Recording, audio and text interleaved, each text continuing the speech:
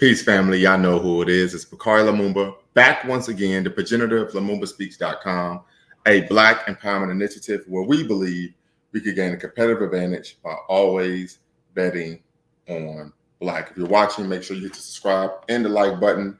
We're going to jump right into it. As you all know, got to go over the ground rules. But we are going to be discussing this evening part two of our dynamic conversation that we had earlier this week regarding this Patriarchy Help or Hurt the Black community. Today, we're going to be having a conversation regarding patriarchy and revolutionary Black manhood. So we're going to be taking some of course, thoughts from our viewers on what does revolutionary Black manhood look like. But first and foremost, before we get started, as you all know, we believe in diversity of thought here at Lumumba Speaks. So if you have a viewpoint, a frame of reference that is different than my own, you're more than welcome to tap in and be part of the conversation. We will not hold that against you.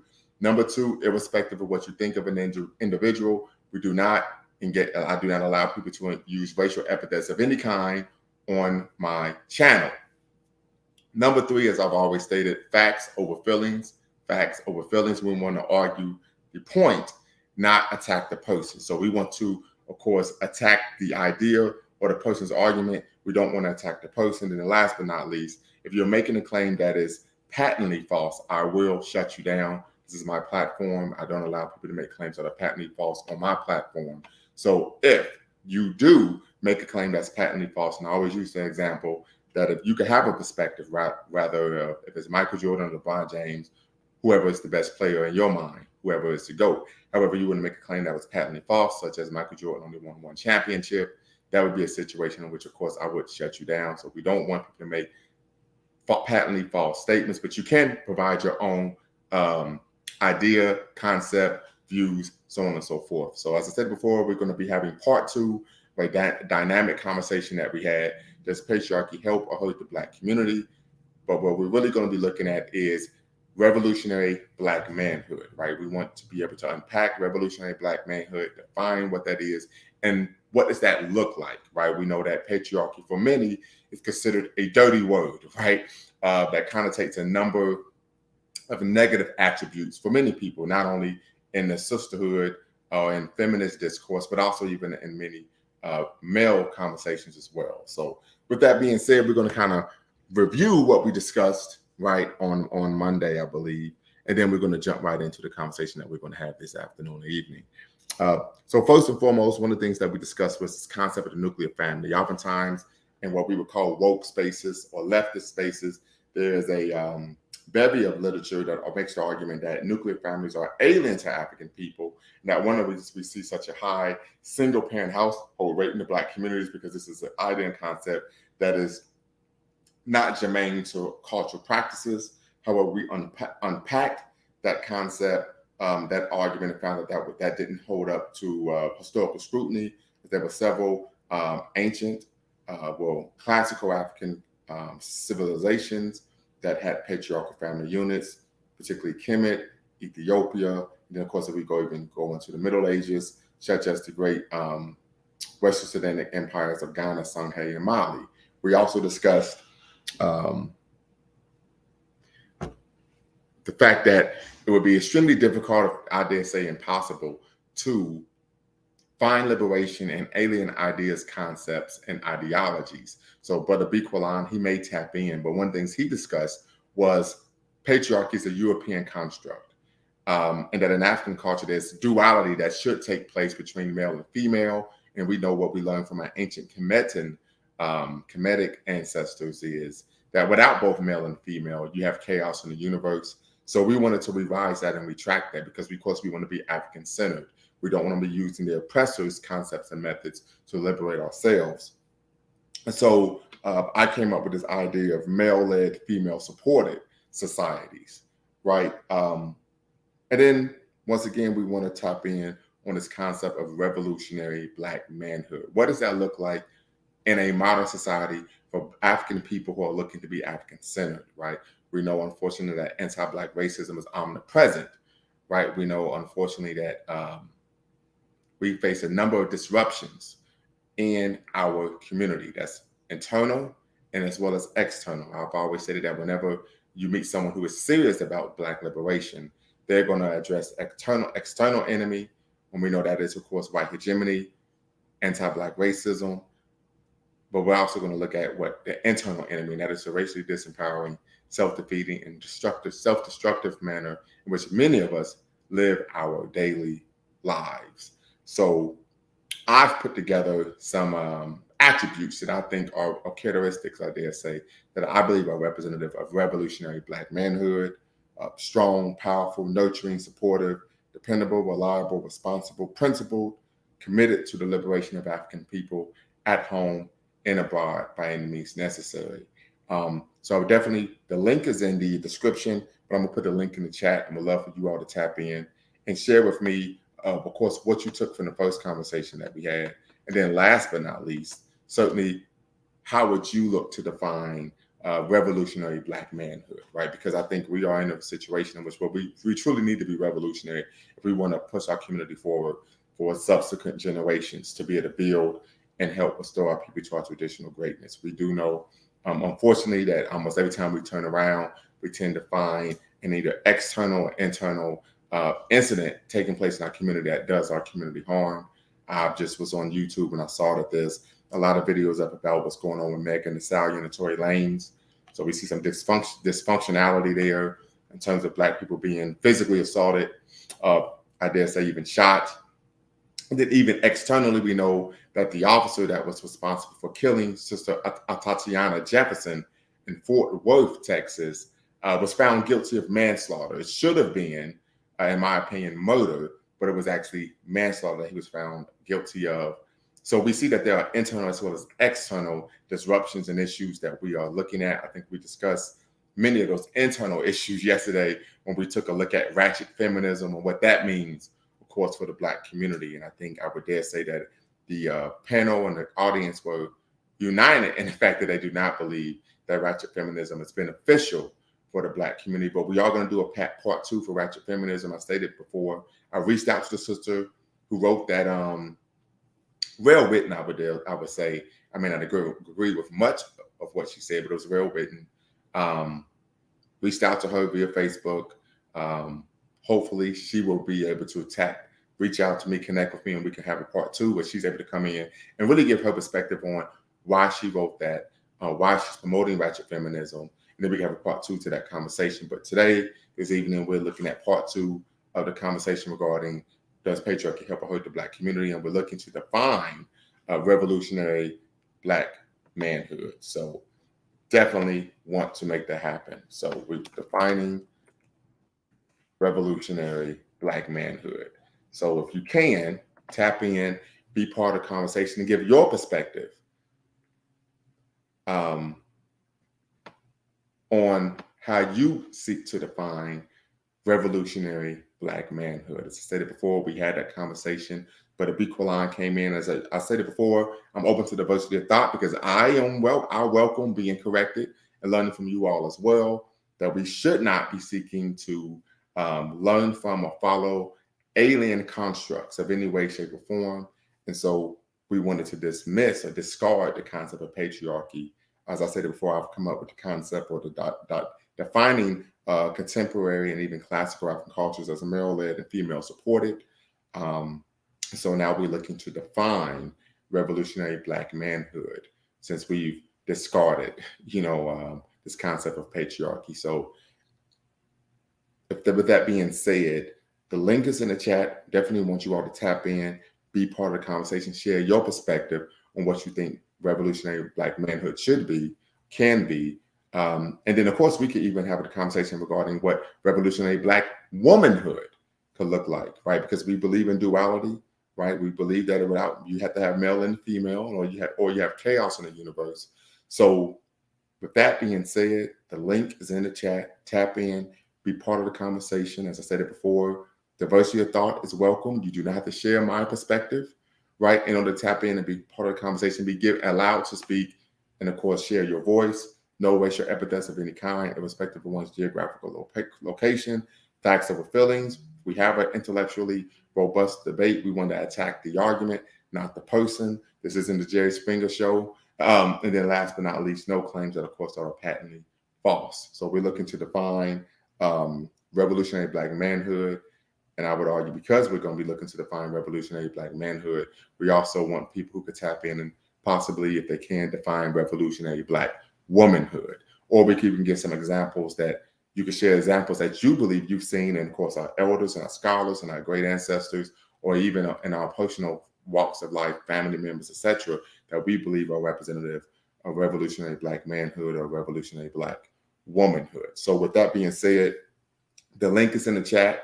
Don't be square, don't be shy, tap in, be part of the conversation. Of course, as I said before, this is part two of our conversation, robust conversation that we had earlier this week regarding where we asked the question, does patriarchy help or hurt the Black community? As I said before, this is part two of that dynamic conversation that we had earlier this week, where we asked the provocative question, does patriarchy help or hurt the Black community? But to be quite honest, as I said before, stated we should not be looking to identify with or follow alien constructs of any kind, shape, or form that won't lead to liberation. Gave some examples of that. And so now we're back here and we want to have a conversation regarding evolving patriarchy, Black revolutionary, revolutionary Black manhood. So I've given some of the characteristics that I think are applicable to revolutionary Black manhood. So I would love for you all to tap in, and you can share your concepts, your ideas regarding revolutionary Black manhood, as well as revolutionary Black womanhood. As we know, we believe in duality. We believe that you can't have, of course, one without the other, and that if we don't have male energy with female energy, we have chaos in the universe. And I would dare say that we look in our communities today, particularly in the African American community, unfortunately, where we have an over 80% single parent household rate. I think we are seeing the chaos due to the lack of that, of course, male and female union. So with that being said, the link is in the chat, as I stated before. Tap in and give your perspective. As many of you know, if you're a returning viewer, you do not have to cam up. You do not have to cam up. And as you know, you do not have to use your actual name. You can use a pseudonym.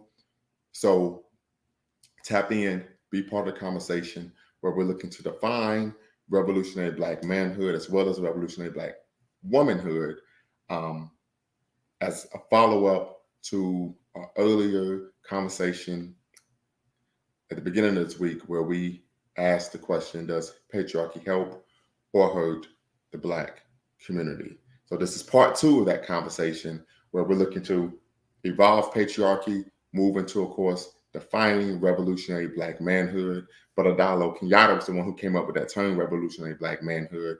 That is something, of course, I like, and we to discuss, writing an article on this concept. So once again, as I said before, we accept diversity of thought. We want people to be able to come together and, of course, build and go out of the conversation with something that a true nugget that they've taken, and be able to do that and do something fruitful with the conversation and information that's been disseminated on this channel. So as I said before, you're watching Lumumba Speaks here on YouTube, a Black empowerment initiative where we believe you could gain a competitive advantage by always betting on Black. We're seeking to have some people tap in, be part of the conversation. The link is in the chat. We want some people to tap in, be part of the conversation regarding defining revolutionary Black manhood, as well as revolutionary Black womanhood. We've oftentimes had conversations regarding some of the internal issues in the Black community, right? What's wrong with the Black man? What's wrong with Black women? I think we discussed Sherzad Ali, right? In her book, Black Man's Guide to Understanding the Black Woman.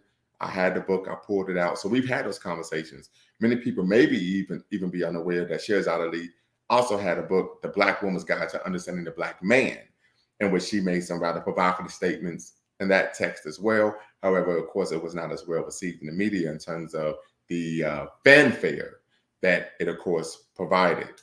So, but however, we've evolved beyond that, and we're looking to define revolutionary Black manhood and revolutionary Black womanhood.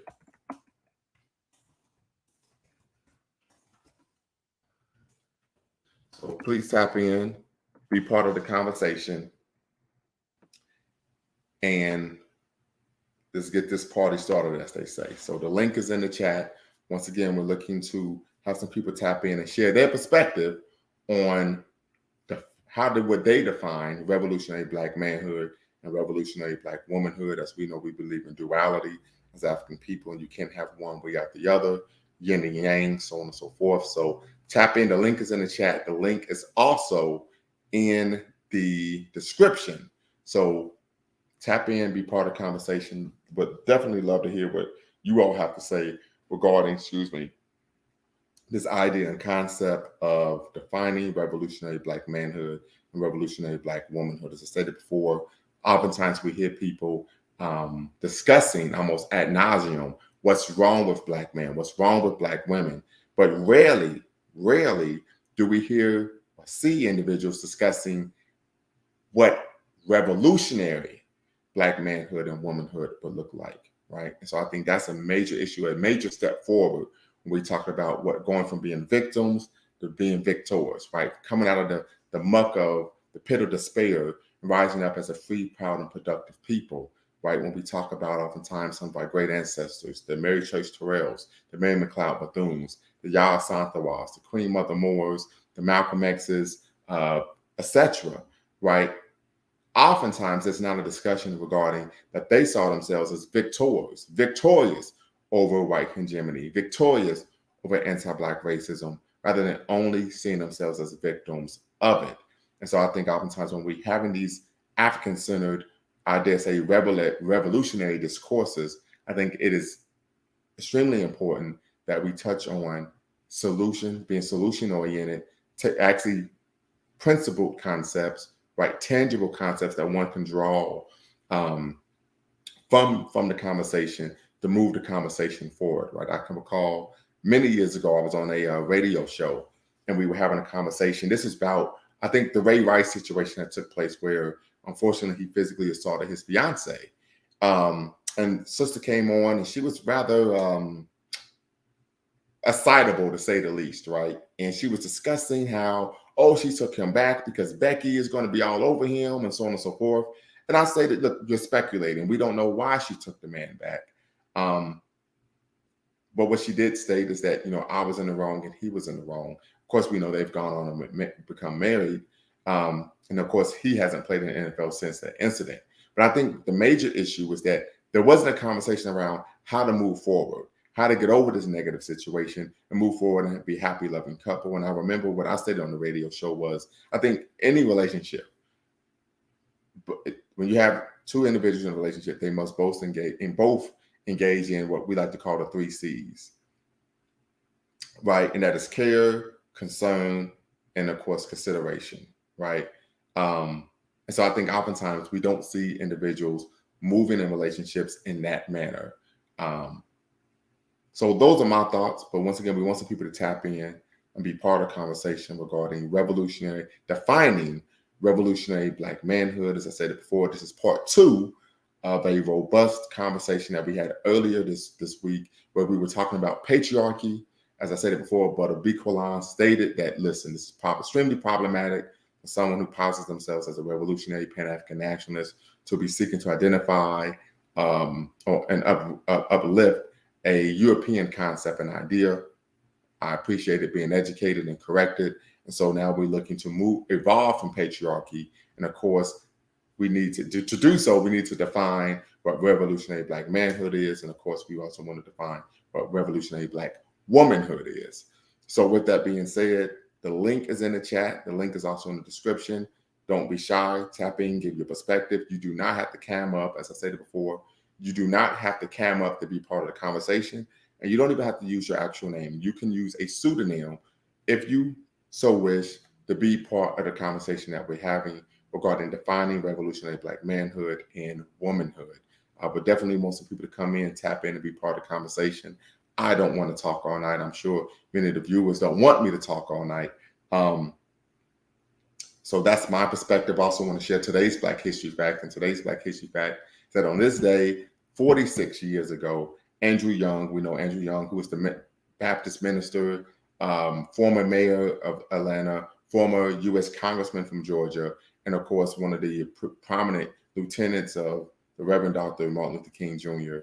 With the SCLC. became the first African American to be the United States ambassador to the United Nations. So just want to share that Black history fact.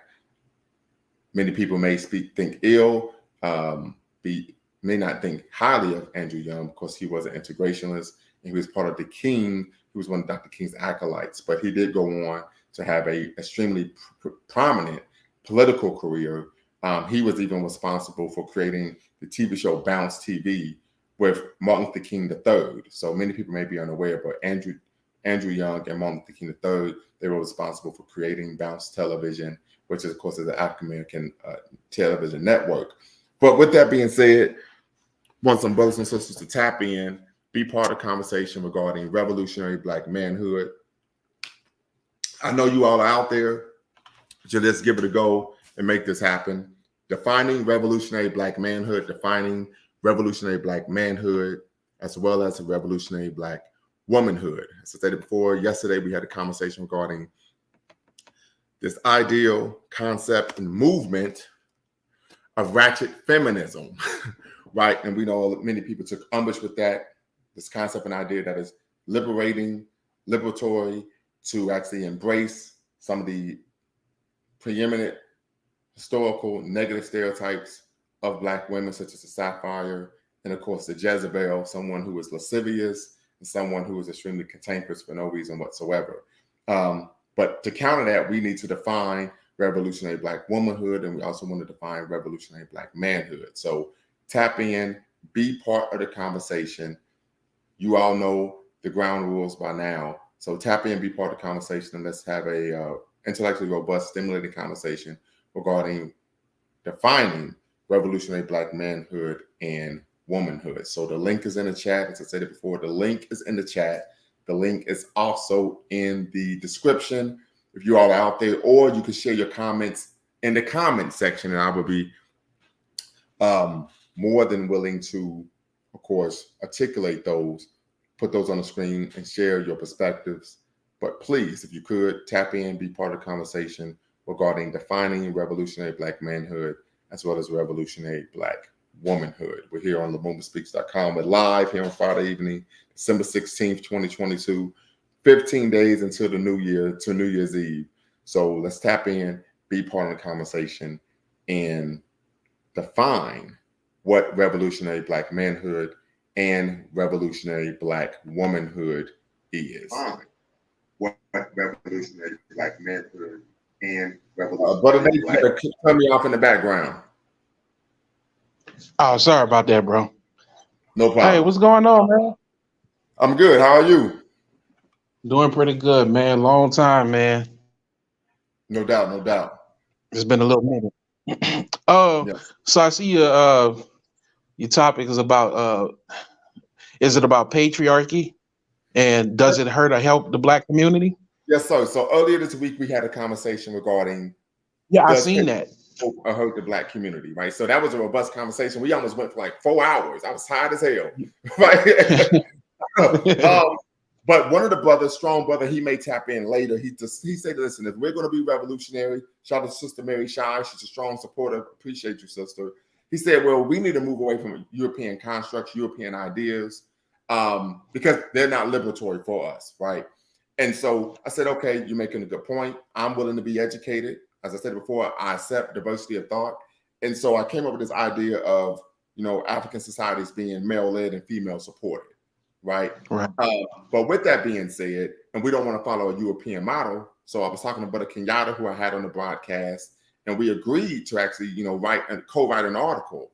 And so the idea he came up with, what the title he came up with, was defining revolutionary Black manhood. And so what we have in the broadcast this evening, where we want people to tap in and share their perspective or their definition of what revolutionary Black manhood is and what that looks like. Yeah, I actually like Brother Diallo. I think a lot of his points is just brilliant, but I think, and just in my honest, assessment, I think listening to him and, just because I took him the time to listen to a lot of his old videos, I think when it comes to terms of when it's dealing with Black men and Black men specific issues, I think it just seems like to me he kind of falls short when it's dealing with really assessing and dealing with black males issues concerning black females. And maybe I might be wrong, but it just seems as though that he falls short in that area. Before as his political commentary, uh, I mean his commentary on many subjects I think is brilliant. But it just and maybe I just need to listen to him more, But just so far, what I see that he have a very hard stance on patriarchy, and the only thing I'm saying with patriarchy, and he makes a valid point, but when we're being in the situation and in this world, and most of the structures are patriarchal, and I think in order to effectively deal with those, especially dealing with other races of men, it's going to take men on men. I mean, essentially, it's going to take a collective of black men to deal with other groups of men. And I think that's just the bottom line. Seem like it. Maybe it's more I need to learn. And I'm up for learning, and I could be wrong. But just in my honest observation, I think that uh, when facing other men, other groups of men, it's going to take other groups of men to deal with those men. I've heard Dr. Amos Wilson even mention these things that, as far as with patriarchy, it's going to take a collection and a collaboration of black men to deal with other races of men. I mean, understood, and I think you make some good points. That's why I'm not stopping you. You're making some good points, and I want to let you eat. You know what I mean? So go right ahead. Okay, yeah, that just seems to, when you look at the way this white man have taken over this world. I mean, this is a network and a collection of white men. Yes, it's very negative. Yes, you see the disastrous and the destructive aspects of that. But in order to, I think to effectively deal with that is going to take a network of black men, and I think that's one of the issues that we're having as black men, as a collective. We don't have a network. Yes, sir. We don't collectively work together, and I think as black men collectively working together, building the communities and things, because it's just going to take men. It's just certain jobs women don't do. I mean, if my lights go out and the lights go out in this area, if they hit a transformer, I mean, we're not going to see women in hard hats fixing transformers to make sure everybody power is restored. It's just certain infrastructures that it takes a collective of men to do, and just uh, those kind of infrastructures. If men don't do them, it just my understanding. I don't think that's going to be done. It's just certain things men do, and I think the work is just too hard and too grueling to do those kind of jobs. I mean, just maintaining sewers, maintaining the infrastructure. Those are very hard, dangerous jobs that is specifically uh dominated by men. I mean, because it's just certain things men do that women just don't do. Yes, sir. And I think that's rather interesting because most. So I'm gonna touch on what you were saying. Most people on the left, people who are feminist leaning, argue that what we're dealing with is white male supremacy. Right. This is what many people argue. So I think that's an interesting point. And I've had conversations with Brother Kenyatta offline about him maybe not fully understanding many of the issues that black men face. And we had a conversation about that. I told him I think you're falling short. I think that you are looking at things through a rose-colored lens rather than for the issues that are what they really are. Right. So I've had that conversation with him offline as well. And I even shared with him, I think part of that is because of the fact that you grew up in a female-led household. That could have a lot to do with it. I even told him this. And we tend to find, unfortunately, many brothers who view men being in leadership positions as problematic when they've grown up in a female-dominated household, because oftentimes that is the type of rhetoric that is, of course, being pushed. But I would say that on my channel, when he was part of that conversation earlier this week, he did state that he wished that he had grew up the way I did in a two-parent house. I stated that I grew up in a two-parent household. My father was the head. He was the so-called patriarch, as they say. And he did wish that he had the upbringing that I had. But with that being said, this is not an indictment of Brother Kenyatta, as we know, he's a brilliant brother. and he's a powerful brother who is committed, of course, to the revolution of our people. But I also think it's important that we have these conversations to show that even in Pan-Africanist circles and revolutionary circles, we are not monolithic. And the biggest issue is that we don't want to be dogmatic. Right. Right. So that, with that being said, I think so Sister Shy says she doesn't want to embarrass herself. You never embarrass yourself, sister. Never want to hear you speaking in a self-loathing manner. You're a very powerful sister and love having you here. Brother Doe says, I would love to come on, but honestly, I don't know if I have a well thought out definition. That is quite all right.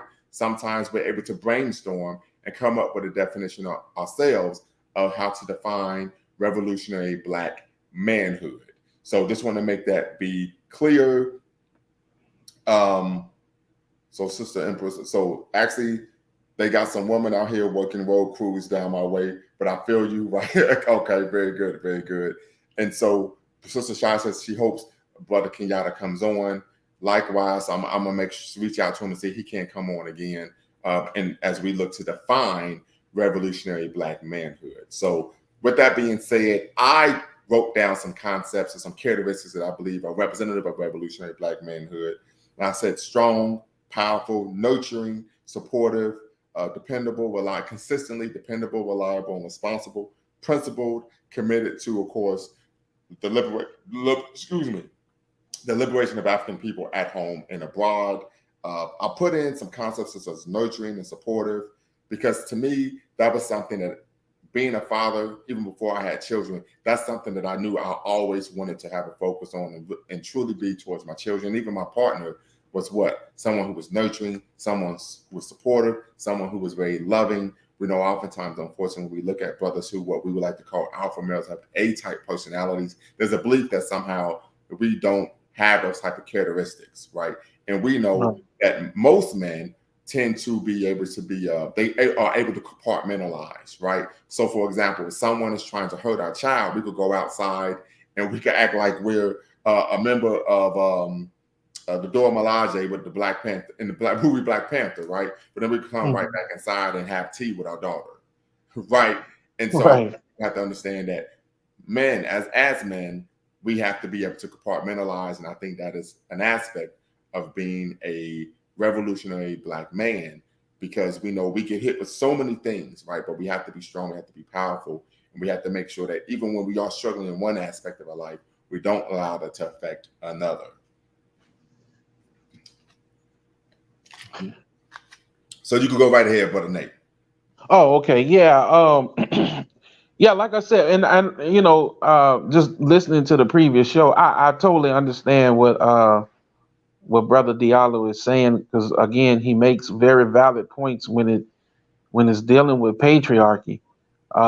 You know, and it's just to anything, there's, you know, really dark sides to any, you know, structure to it. I mean, it's just, you know, you have your pros and cons with anything, but I'm just saying, as our situation, you know, is going to take a network of Black men to deal with other groups of men, you know, and to bring resources and to construct our communities to be viable communities. I think that, you know, to say that there's no, you know, good qualities in patriarchy. I mean, you look at our situation. Our situation is not a patriarchal situation, and we see the fallout in our communities.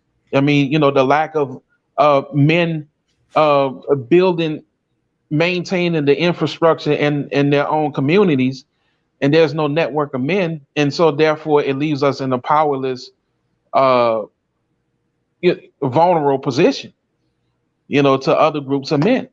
You know, they're coming in, getting the resources, setting up shop, setting up businesses in the very neighborhoods in which, that, you know, us as men supposed to be protecting. Us as men supposed to be providing the uh the resources and the goods to support our very communities. And then that would, even seeing that we're not able to do that, we see the effects of Yes, sir. not And I will say this, and this is something I kind of touched on just a little bit, is that patriarchy is not monolithic,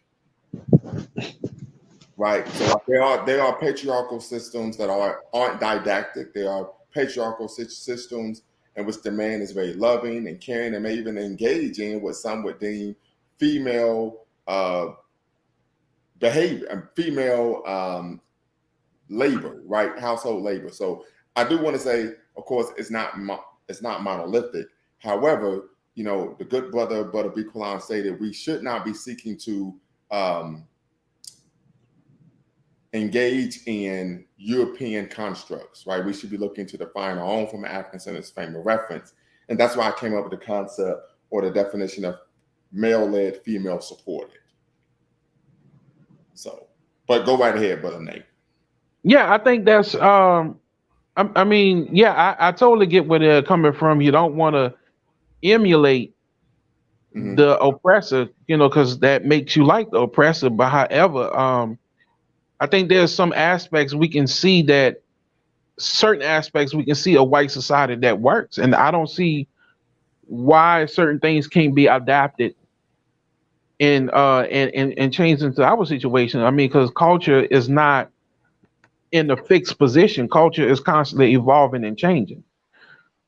So even though that in is very ancient true. Africa, huh? That is very true. Culture is fluid; it's not static. Right. So I mean to say that if we had matriarchal uh, families mostly in ancient Africa, and I'm not opposed to that, but we also have to see That that. wasn't the case, though. That wasn't the case. Right, right. But I'm just saying, what people say, and I'm just like, okay, let's go along with that. That's fine. Even though I know we know that's not the case, but it just for the sake of argument, Okay. that just concede to that and say, okay, fine, but we got to still consider the fact that Africa, the continent, got conquered and colonized. So, do we repeat what we had in the past that led to where we at, mostly right now?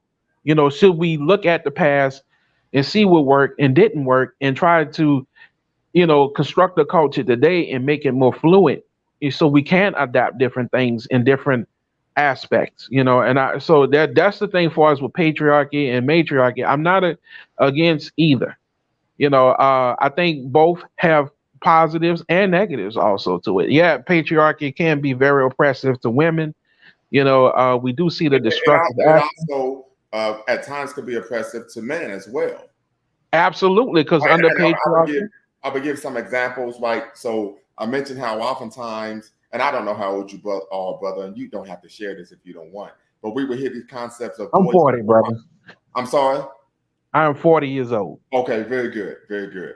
You're older than me. Very good. All right, cool. And we would hear these ideas of boys don't cry, hold your emotions in, so on and so forth.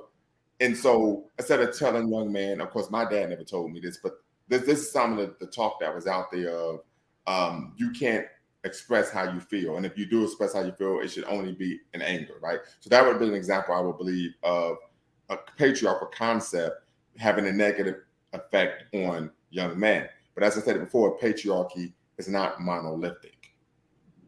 Right. Right. And it's Right. particularly, so I just think that's a point that we need to, of course, share. And I mentioned how my son, there was a time he was crying about something. I was like, I understand, let it out. You know what I mean? He was like 9 years old. Like, I Right. get it. So I think it's important. But I think a lot of these conversations are particularly nuanced, right? And then also I think patriarchy kind of varies from culture to culture, because if you look at Eastern form of patriarchy, I mean, you just mentioned that boys are not crying. When basically boys are not allowed in this culture to express crying, any feelings that may be considered effeminate. But however, in Eastern cultures, they kiss. Men kiss each other on the cheek. They hug as greetings. They bow.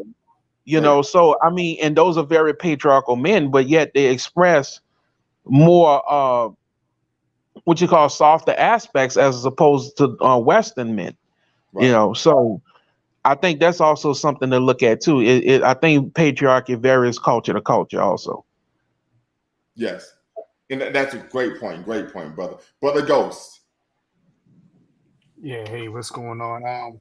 So one thing I wanted to say from the last show that I did like that Brother Kenyatta was saying that made me think a little bit was I did like what he was saying as far as a relationship dynamic in a family situation. Definitely hearing out both sides and, both people being able to give their opinion. Although I would say that, I felt like he was kind of taking your version of, I get what he was saying about the definition of patriarchy and whatnot, but I still think like sometimes we look at things as being the most extreme version of whatever it is, right? Like instead of it just being patriarchy, it has to be like extremely oppressive. Like you could have a That's a good patriarchal point. situation without having it like the father doesn't have to be just like beating the kid, the wife can't do anything she says, she's not allowed to do anything. I just feel like we take the most extreme version sometimes, and I felt like he was not to. I mean, I'm sure he seems like a very intelligent guy and probably way more well read and whatnot than I am, but like I just felt like he was kind of judging everything through a very extreme lens in some cases, especially with the definition of patriarchy and the application of it.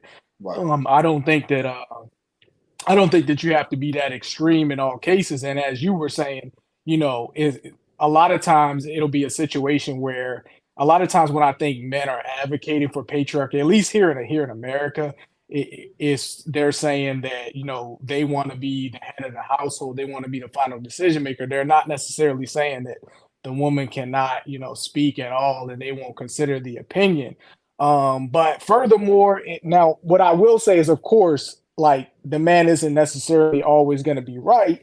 And if you're with Pookie and Ray Ray or whatever, yeah, of course, that might be a bad situation because obviously, like, they might not be making good decisions for your family. But that's also kind of your fault for marrying that guy. But what I would say, no, I'm just being honest though. But what I would say, I know it's still funny, bro. yeah. But what I would say though, like, don't we have to? And this is a question, but like, what do you guys think? Like, don't we have to have? I often have this question, like, just with anything, like, don't we have to have a leader at some point? You get what I'm saying? Like, can you just because like what he was saying, he was proposing an anarchical system, and I was kind of commenting in the comments. But the thing is, like, if you're really saying anarchy, it's like if you're really saying you're going to consider everybody's opinion and whatnot. I mean, that's great, but like at some point, don't you have to have a leader, right? Like you were in the military. I wasn't in the military, but I'm familiar, I think, with a little bit of some concepts. And it's like, you can't be looking around like, hey, what we doing? And just everybody raise their hand and, we might do this, we might do that. We not really sure. We gotta ask the first lieutenant, right? I mean, you gotta have some sort of leadership at some point. Am I right or am I wrong? So I would say this, and I think you're making a good point, right? Because Real good point. by definition, anarchy, and I just looked it up, is a state of disorder due to absence or non-recognition of authority. So by definition, anarchy means chaos, right? And so I would make the argument, and just hear me out here, that when Brother Diallo was taking the worst, most extreme versions of patriarchy, the same could be said, but he wasn't taking the most extreme version of an anarchical situation, right? And one of the things that I would argue we have seen in our community, in a lot of households, are anarchical situations where there isn't any structure, there isn't any rules, there isn't any leadership.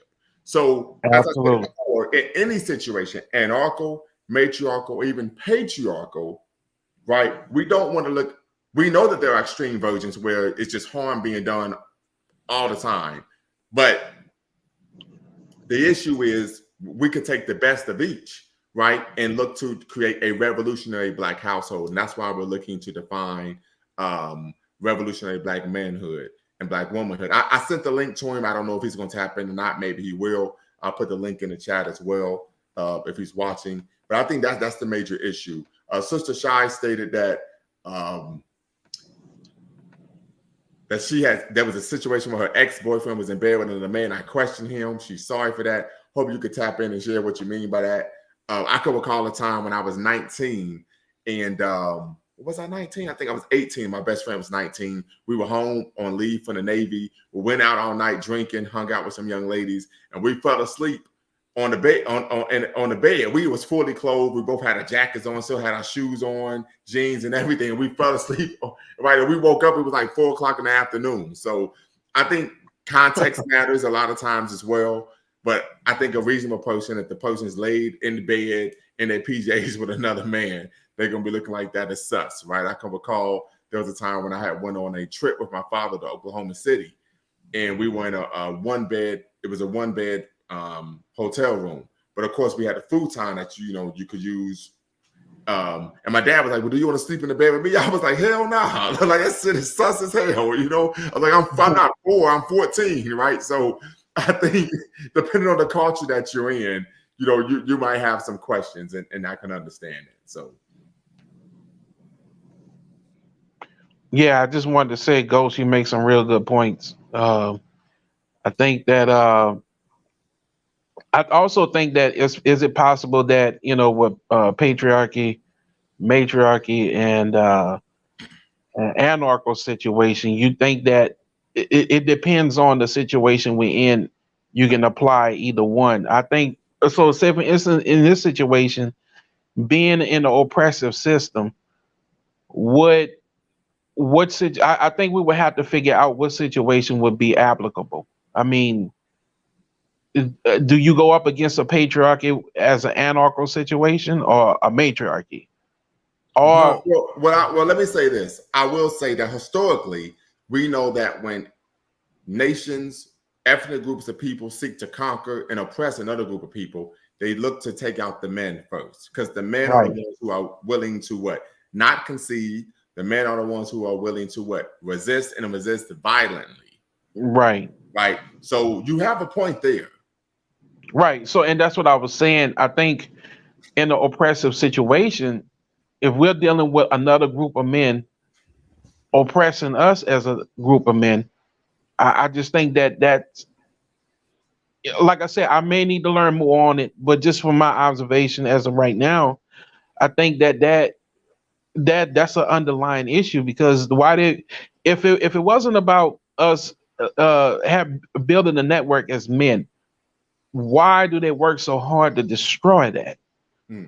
Why do they work so hard to destroy the men of that group, like you mentioned? Because men tend to resist other men. Right. And so I think that to subdue a group, you have to subdue the men of that group. Right. Sister Empress Love says, what about communal household, shared responsibility, and leadership roles? Um, and of course, Sister Mary Shaw says, yes, you are right. I'm definitely sensitive to that type of stuff. I don't like people close up on me or up in my face, go away, laugh out loud, right? So with that being said, Sister Empress, if you could tap in, would love for you to really expound on what you put in the chat. And then, of course, if we could, we want to get back to defining revolutionary Black manhood. So what are some key characteristics that you believe are applicable when we're talking about defining revolutionary Black manhood? And of course, we want to also, in the spirit of duality, seek to define revolutionary Black womanhood as well. Yeah, so I would say one thing is, as you like to use the term black minded, which I think is a simple way to put it. So that would be one of the first core tenets I would say pretty much, because you're gonna need that. I really think that might be we got a lot of issues, but that might be one of the main things for both men and women, right now, as far as any sort of revolutionary thinking or just any sort of progressive thinking, whatever word you want to use to define it. I think that's really one of the biggest things because, as I've said, whether it be political, economic, whether it be the relationship situation, if we were all thinking like that and more, collective with a collectivism mindset instead of an individualistic mindset. See, that's where a lot of the issues are right now is like we're trying to focus too much on power plays and who's going to have power and who's going to, how much money can we make within this system that doesn't benefit us where we're really, the producers, but we don't understand the position. So we think we're getting ahead, but it's like all of our activities are being directed against. So staying back on the topic though, like yeah, first of all, the mindset has to be, oriented towards that direction. If not, then everything else you're doing, you could be whatever it is, you could be whatever you think you are, the strongest man or whatever it is you think, but if it's not in the right direction, then it's basically useless to the cause that we're talking about. So I would say that that's the number one thing, and anything after that is really just a bonus to me. I mean, you pretty much outlined everything else. I think, though I don't remember everything you said, but um, being I guess a provider, some things like that. I mean, basically those things are kind of discussed a lot.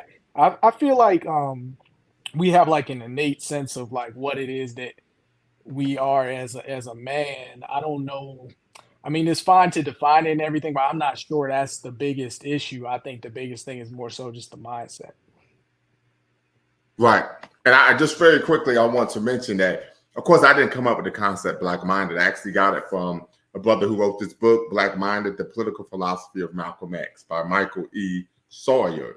So if you like to read this text, it is rather dense, right? So you may need a thesaurus to get through it, but this book by Michael E. Sawyer, Dr. Michael E. Sawyer, Black Minded, The Political Philosophy of Malcolm X, is where I got this concept and idea of Black Minded from. So I just wanted to mention that. Okay. Oh, thanks. No problem. I don't want to take credit for someone else's work, right? Exactly. I understand. Yes, sir. Yes, sir. So yeah, we're defining revolutionary Black manhood, revolutionary Black womanhood. Sister Empress Love talks about communal households, shared responsibility, leadership roles. And as I said it before on the last live where we had this conversation, I understand that. And I would tend to agree. However, as I always tell people, experience is the best teacher. And in my experience, when at some point there may be a command decision that needs to be made, and the expectation will be what? That the man makes that decision. The woman's, what you gonna do, bro? Right? So I think that, like I said, from experience being the best teacher, irrespective of how revolutionary the sister was, how Black-minded the sister was, how open-minded, liberal, woke, or even having a feminist ideology the sister had, at some point it came down to, but you're the man. Brother Lumumba, I want to ask you a question. Yes, sir. When you use the term revolutionary, what? Because I hear so many different ideals. When it comes to revolutionary, how do you define a revolutionary mindset, or just the term itself? Right. Well, I'm hearing a lot of scratching in the background. I don't know what that is, but did you say hear it? Yeah, but not anymore. Okay. Yeah, I was asking. I'm sorry. Go ahead. Yeah. So to me, being a revolutionary is someone who's willing to combat, not only dismantle the systems of white supremacy or white hegemony, but also build and construct Black institutions to benefit and helping give our people a competitive advantage, restoring ourselves to our traditional greatness, but also creating initiatives, right, to help our people as well. And the reason why I state this is, and I mentioned this on a couple of past shows, that most of you know I'm not a religious person of any way, shape, or form. I'm an atheist, but there was a book that I actually read many years ago, and I'm actually going to grab it very quickly, entitled "The Politics of Jesus: The Rediscovering the True Revolutionary Nature of Jesus' Teachings and How They've Been Corrupted." This book was written by Obari M. Hendricks Jr.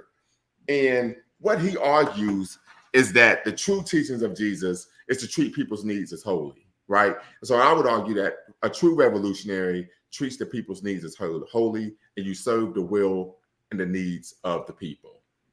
Okay, I can dig that. Yes, sir. Yeah. Yeah. Okay. So okay, that makes sense. I appreciate that, because, like I said, I hear different, like ADOS, FBA, and they'll use the term revolution, and so in other groups, it just the term is just so loosely used, it almost is losing its meaning, sadly. Right. But now I appreciate your definition of revolutionary, and I think with that, I think that's the major thing, is having a relationship and the family structure as the situation that we're in. geared towards that revolution, that revolutionary mindset. I would Uh, agree wholeheartedly. I think one of the major issues we have to look at, if we're going to be honest and be critical, is that the most important institution, we talk about building strong Black institutions, but the most important institution is is the household, right? The African proverb states that the ruin of a nation begins in the homes of its people, right? And of course, Brother Mufasa Shabazz says a revolution is a complete constructive change. Absolutely, we know Queen Mother Assata Shakur and her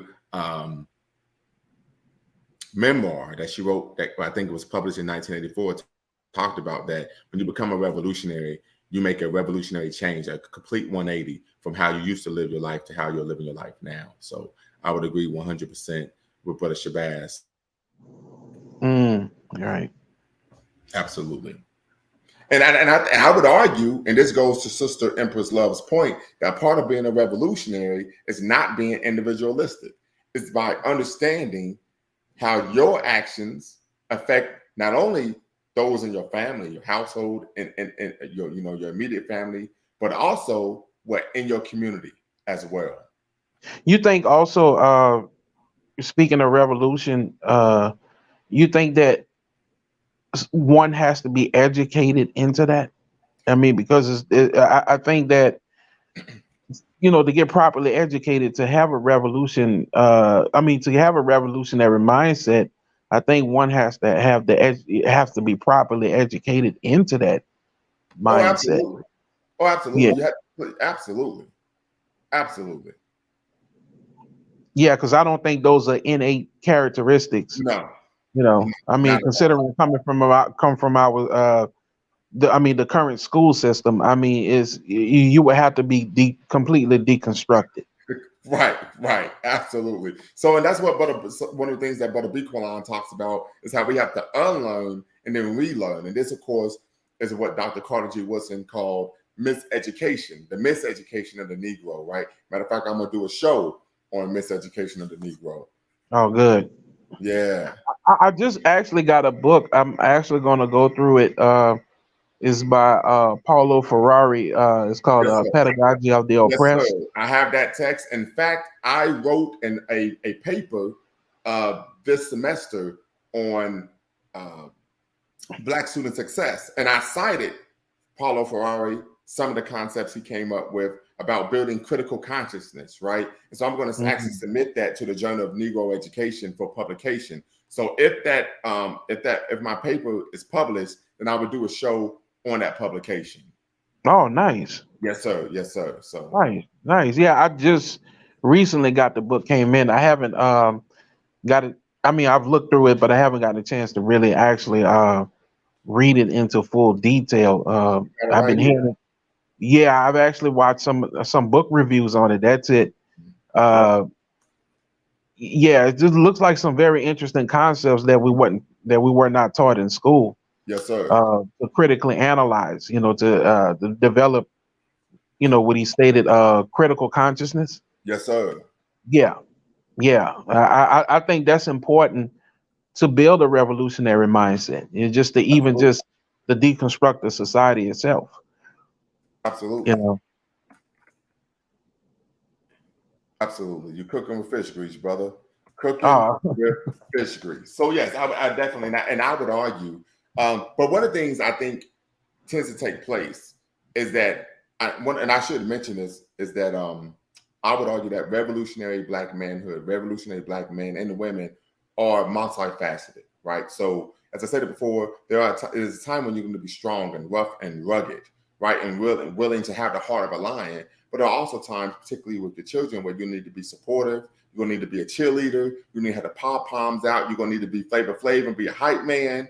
And so we have to understand that there's a need for us to be able to what's the term that I used? Golly, I can't even think of it right now. But we have to wear multiple hats. I would put it that way. right.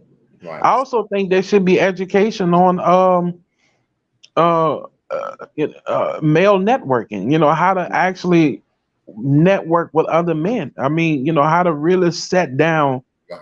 and talk to other men, and just, and I think these the education should be, based in as in actual practicing, like games that kids would play, like I'm just saying, start off with kids and have Hmm. them play certain games where boys got to interact and work together to achieve certain goals. Yes. Yeah. I think that's very important amongst black men, Absolutely. because I think that's something that we lack, is actually networking and working together, sticking by your word, learning the aspects of integrity, and and having trust in one another. I think that those things are vital, and I think, you know to have some kind of curriculum or course in those things. I think that is towards geared to into this revolutionary patriarchal aspect, instead of just the extreme oppressive aspects of patriarchy, because I just think it's going to take men to deal with other men. I understand that, and I just put Dr. Joanna Kunjufu. He actually has a book. It's a 26-week curriculum entitled "Sit Cow: Self-Esteem Through Culture Leads to Academic Excellence," in which you have there's not only is it educational, it's intellectual, but it's also interactive, to where the youth have to engage in the very things that you mentioned, brother. Oh, got you. And I'm gonna be honest with you, man. I mean, I'm learning a lot of this stuff, man. I mean, I'm pretty new at. I mean, I just started learning a lot of these concepts. Uh, I would say around 2020. Really 2019. Really, I mean, at the latest. I'm sorry, at the earliest. Uh, so I'm kind of new to. Yeah, I started listening to Dr. Amos Wilson around 2019.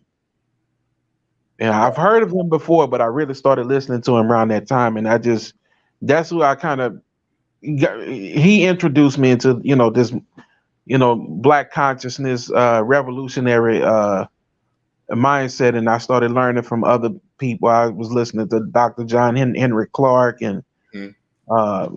of course I've heard Malcolm before, but I think as I begin to learn, it's a lot of things start making more sense, and it just I was able to bring pieces together more. So I really see that again, for us patriarchy, uh even with patriarchy itself, it has to has have certain aspects to limit the destructive aspects of patriarchy. And I think go along in talking about these things, I think these ideals can get flushed out, and we can find out what works and what doesn't. And I think that's the beauty of dialogue. Absolutely. You know, And Sister Empress Love states start in middle school and high school instead of waiting until college and joining a frat. I usually agree with Sister Love, but I'm gonna vehemently disagree this time. I believe we need to start as soon as our young people are able to comprehend.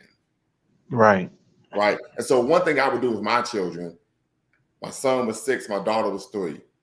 I would teach them the principles of Kwanzaa and say, okay, we will be, horse playing, play wrestling, fighting. And then, of course, they would have to team up to try to beat me. I say, well, you see, you're practicing the principle of Kwanzaa right there. Ujima, collective work and responsibility. wow, nice. Yeah. Yeah. Now, Or like we would play these games where X-Men. So I was Apocalypse, and my son was Beast or Wolverine, my daughter was Storm. And so they would have to team up and like be setting booby traps on me throughout the house. Literally. Like, you know what I mean? But they had to use their brain, they had to use teamwork, right? And they would nice. always argue, well, boy power, girl power, what about black power? Right. That's what I Right, would tell them, right? So there are actual ways, tangible ways we could practice this even when they're very young, right? Because we know one of the issues that we have is the enemy, this wicked enemy that we have, they're looking to poison the minds of our youth as soon as possible, right? Many people argue even in the hospital, when they turn the television on, 80% of the images that they see of themselves are vehemently negative in nature and mhm, reinforcing right, stereotypes and behavior that's rooted in, of course, racially disempowering self-defeating, and self-destructive behavior. So we need to be starting as soon as possible, reaffirming who they are and promoting positive, not only concepts of what it means to be an African child, an African person, but also what behaviors as well. Right. Right. I totally Yeah. totally agree with that. Another example, this is my daughter was 4. I mean, she can't stand me now. She'll be 13 next month, right? But I remember when she was 4 years old, we celebrate Black Love Days rather than Valentine's Day. And for many of you who may be unaware, Black Love Days were started in Washington, D.C. in the early 90s after a sister who, of course, was conscious her son was killed due to a senseless act of Black fratricide. And she said, they asked her, how can we solve this problem? And she said, I believe we need to promote more love in the community. So Black Love Days promotes not only a love of yourself, but a love of family, love of community, love of race, right? And then what I like about it is it's 3 days rather than one day like Valentine's Day. It's seen by many to be an alternative to the consumerism of Valentine's Day. And in doing Black Love Days, the first act of love that you must engage in is an act of love towards yourself. And we're not talking about going to Baskin Robbins and sampling all 32 flavors. Right. And so with that being said, for Black Love Days, I bought my daughter the red, black, and green flag that Marcus Garvey made. And you would have thought she won the WNBA championship the way she was running around in my living room with that flag saying, I got the flag that Marcus Garvey made. I had the flag that Marcus Garvey made. Nice. So we can actually instill in our children at a very early age, I would dare say from the moment that they can comprehend, a positive concept of what it means to be African. Nice. Mm-hmm. Nice. And so what real quick, Sister Love says she's organizing a coma day. Great, sister, would love to have you on. We can actually do a show about that so we can get the word out and spread the word, because we know there are actually 3 national African American holidays. One is of course MLK, Black Love Days. Now it's Juneteenth, and of course Kwanzaa. So now there are actually 4 national Black holidays in America. So shout out to Sister Empress Love. So Brother Nate, and then we can of course open it back up to Brother Ghost. Oh, I've been talking a lot. Brother Ghost, you got something to say? Yeah, I just wanted to say another point that the brother Kenyatta was saying, that we do have to be careful to separate the Black manhood, or not Black manhood, but just manhood from patriarchy.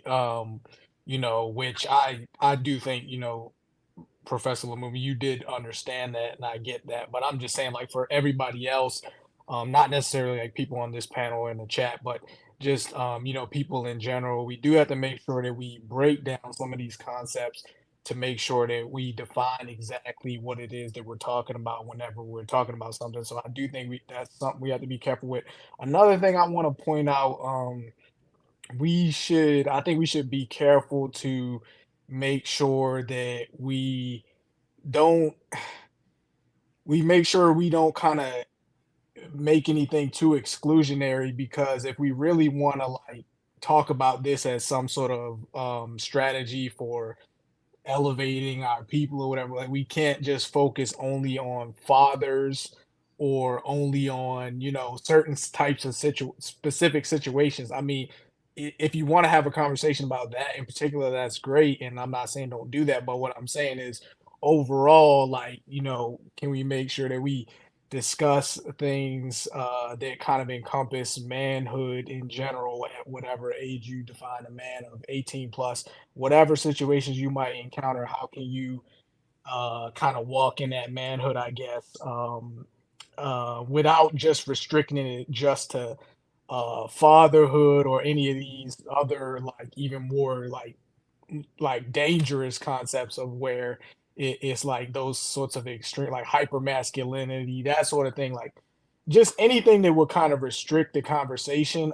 The reason why I think it could be so bad is because I see that a lot of times, and I think it's almost like it kind of goes down the same line of how I feel about stereotypes sometimes that we believe in, like, oh, I'm not a successful black man, if I'm not, you know, a successful athlete, or if I'm not a successful rapper, or whatever the case may be. It's like we got to be careful not to. And I know some people might be listening to this, and especially some women, you might think it's like trivial or it doesn't happen, but it's definitely something I've observed. It definitely happens.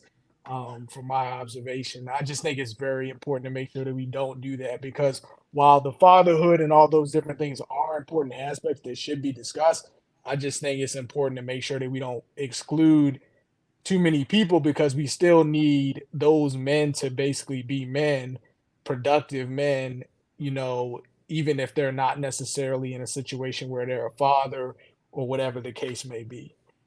And So can I say, that's a well, go ahead, go can ahead. I say, so basically, like, for instance, you're saying that we can focus also on aspects like the intellectual aspects of manhood, the philosophical aspects of manhood.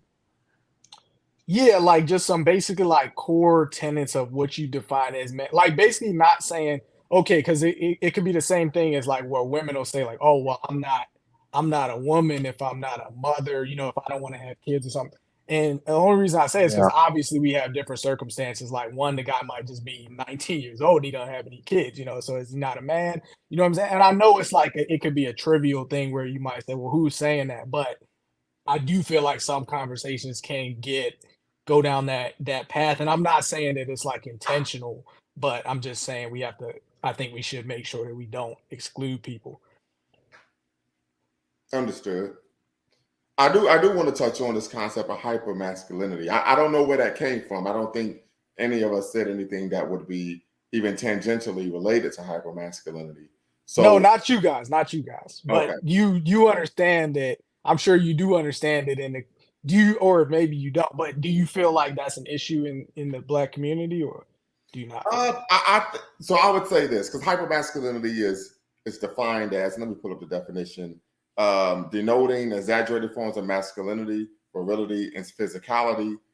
I would argue that most people who engage in hypermasculinity, typically young men, do so because they didn't have a man to teach them what hypermasculinity, I'm sorry, what being a masculine man was. Right. So I can recall I was watching an episode of Scared Straight once, and there was a dude on there, and he was just going off and just bucking, and they were like, "Why are you acting like that?" He said, "Well, this is how you are when you grow up in a house full of women." So he was overcompensating, and that's why he was behaving that way. So we tend to see a lot of hyper masculinity, or what I even would argue, a lot of emotional men growing up in situations where they're being raised by their mothers. Because part of being a man is your dad will teach you, particularly around the age of 10, 11, and 12, you have to start developing emotional self-control. Because if you don't, it would be detrimental to your very existence.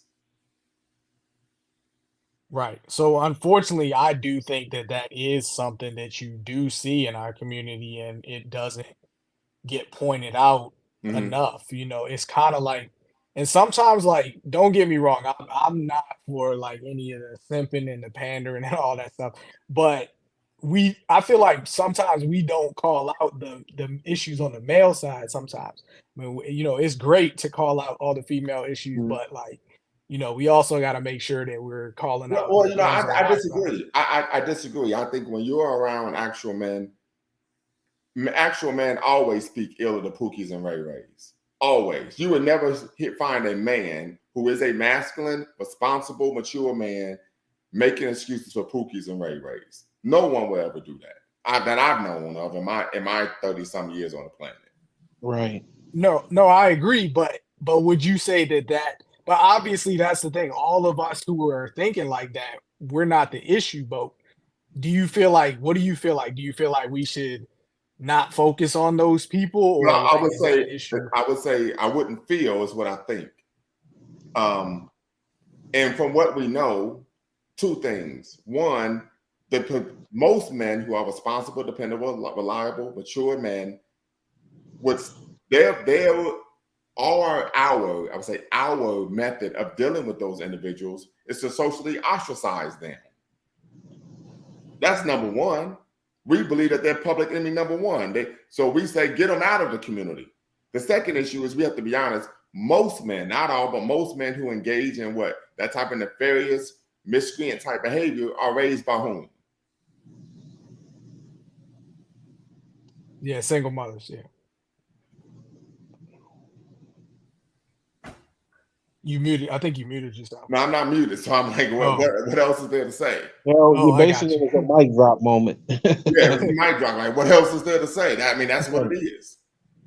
Okay. Yeah, I got you. Yeah, no, I 100% agree. I was just And expressing the thing is, and I'm so glad you brought this up, because I deal with this with my son. Oh, you're being too hard on him. You're trying to make him older than he actually is. It typically, unfortunately, in any community, not just the Black community, the women coddle their sons.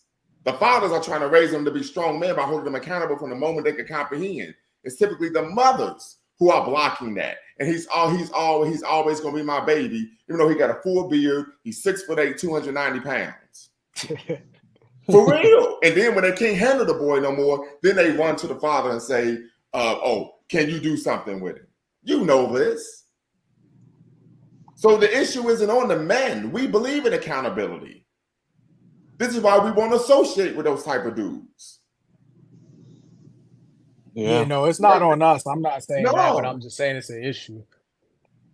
So Sister Love asks says, what is revolutionary Black manhood? So glad that you asked the question. We're seeking to define revolutionary Black manhood on this broadcast. So we'd love if you are able to tap in and be part of the conversation and give your perspective on a revolutionary Black manhood. Sister Empress Love says son husbands, absolutely. That the boy can be physically strong but emotionally weak, and as a result, he will never leave home.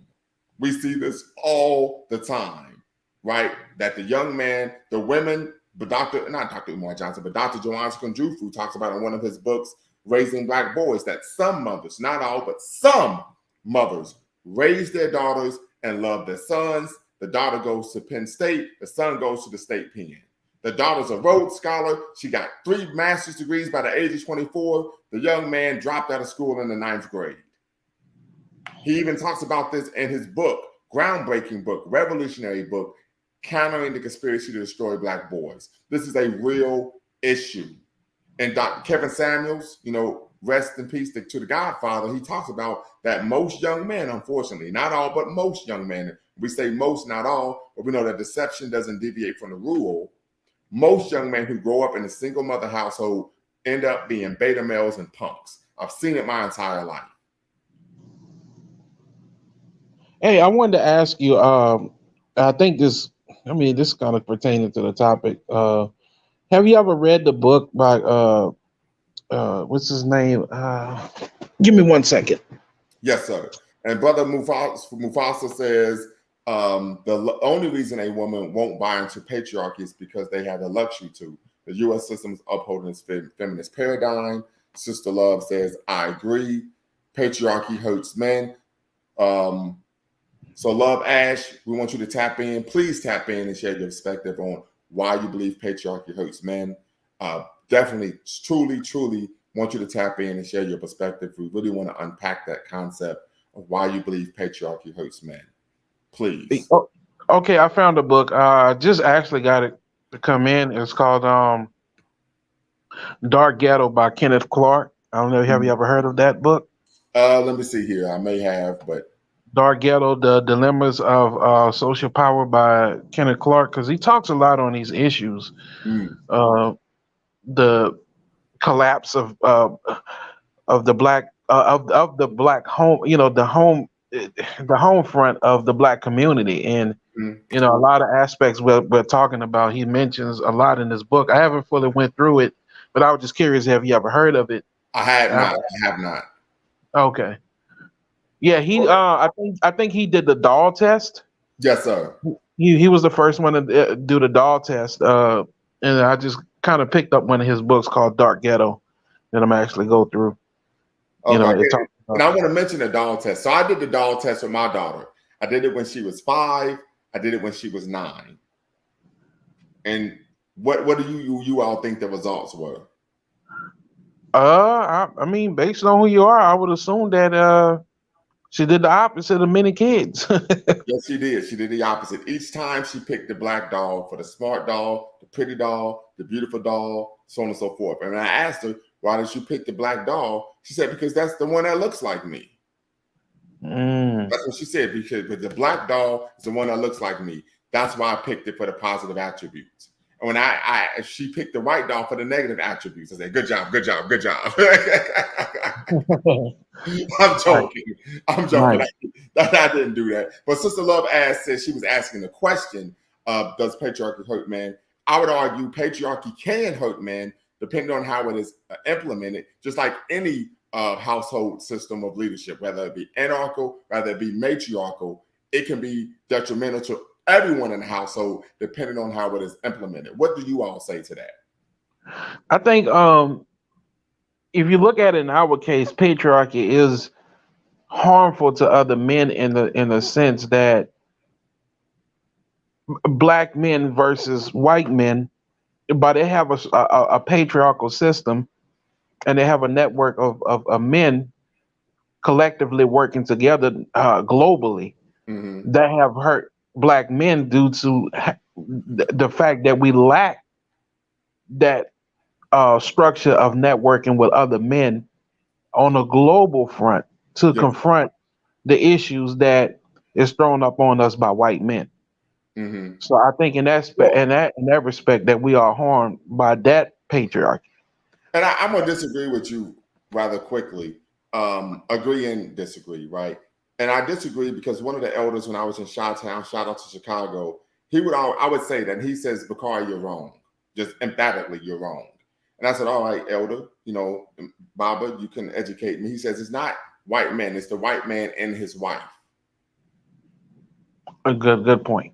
Right? Because if you don't believe me, you could go as Emmett Till.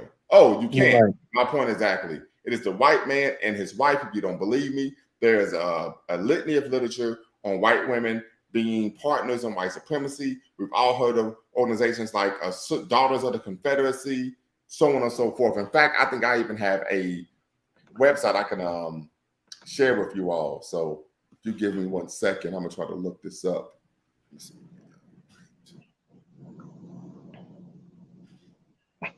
But yeah, so you all could go right ahead. Yeah, no, you make a good point. I think you're right. We tend to forget white women's role in facilitating the white patriarchal system that we currently see. Their active participation and facilitating it. And yeah, that's even though it is not mentioned, I think is applied. But yeah, it can easily get glossed over. That is correct. Gotcha. Yeah. All right. Sister Love Ash, still would love for you to tap in. Sister Empress, Brother Bequaline, please tap in. I was discussing how you educated me that we shouldn't be using terms or ideas or constructs that come from our oppressors. So we moved away from patriarchy to evolving in defining revolutionary Black manhood as well as womanhood. And I've come up with the definition of instead of using patriarchal African societies as male-led, female-supported African societies. Want to get your thoughts on that, so definitely hope you are able to tap in and share your perspective on that as well. As you all know, we're watching Lumumba Speaks here live on YouTube, and we're having a conversation where we are seeking to define revolutionary Black manhood. And yes, absolutely. Hit that notification bell. Thumbs up, thumbs up, thumbs up. We definitely want you all to be subscribed to the channel. We're looking to do some big things. As I said before, we're going to have a show coming up on miseducation of the Negro. As many of you know, Dr. Carter G. Woodson created the Association for the Study of African American Life and History, also known as ASALH, and he is known for creating Negro History Week, which became Black History Month. And he is most known in scholarly circles for his work on not only Black education, but also miseducation. Case in point, his seminal book that was written 89 years ago in 1933, right, known as The Miseducation of the Negro. So that we're going to be doing a show on that sometime early next week. But today we're discussing defining revolutionary Black manhood. So once again, I'm gonna put the link in the chat for those of you who just stopped in. And as you know, you do not have to cam up. You can use a pseudonym if you so please. We want to have a great conversation regarding defining revolutionary Black manhood, because as revolutionary African people who are Black-minded, of course, we don't want to be moving in a manner in which we are being defined by European constructs. So, you know what? How would you define Black manhood according to the African centered point of view, based on African history? Mm-hmm. How would you define it from that point of view? That is a great point, and that is why we're having this conversation. Because I don't think I'm able to define it on my own. And I just put a link in the chat to a article. Just put that link in the chat that talks about white women and how they've always been part of white supremacy in America. Right, thanks. Yeah, I just put the link in the chat. Matter of fact, I put it in the private chat. So that way you all are actually able to click on that and read the article for yourself. You think that maybe like if we studied aspects like say for instance the Maasai society, how they maintain manhood in those societies, you know, especially the much older um African cultures, that we can, you know, kind of extract any information on that to make it applicable for us today? Well, I think we could draw one on all societies and all leaders to define a contemporary version of revolutionary Black manhood. Got you. Yeah. But Shabazz, what say you? All right, can you hear me? Yes, sir. Yeah, I'm having some issues. I'm trying to set up my mic, but if y'all can hear me, I'll just do this. Well, you know, the thing when it comes to this patriarchal thing, that's why I was curious. Patriarchal being a colonizer term or whatever was being said, because all the societies I look at, they're all patriarchal. You know, they're pretty much all male leadership for the most part. Most of the kings, most of the monarchs, most of the heads of the societies are usually males. The warriors are usually males. I mean, you have some instances of women fighting. You have some instances of women leaders. You definitely have these things, but it's for the most part, they're patriarchies. So that's why I'm looking for, you know, this. I don't know. It's like this argument out here that patriarchy is the white man's thing, and I just don't believe that. You know, I don't believe that. I haven't seen anything to really support that. Right, where many have argued that the concept of patriarchy comes out of feudal Europe, right? And as a result, they created these nuclear families where the man was the head, and of course the women and children were violently abused, so on and so forth. So, but Butter B. Quillan, you came in right at the right time. See you rocking the New York Yankees cap. Okay. Yeah. Okay. So, of course, Brother Shabazz, ask your question again, and then Brother B. Quillan will be able to answer. No, I was saying, why is patriarchy considered to be European, right? When all the African societies I look at, they're also male-led and male-focused for the most part. Well, I don't think patriarchy is only man-led.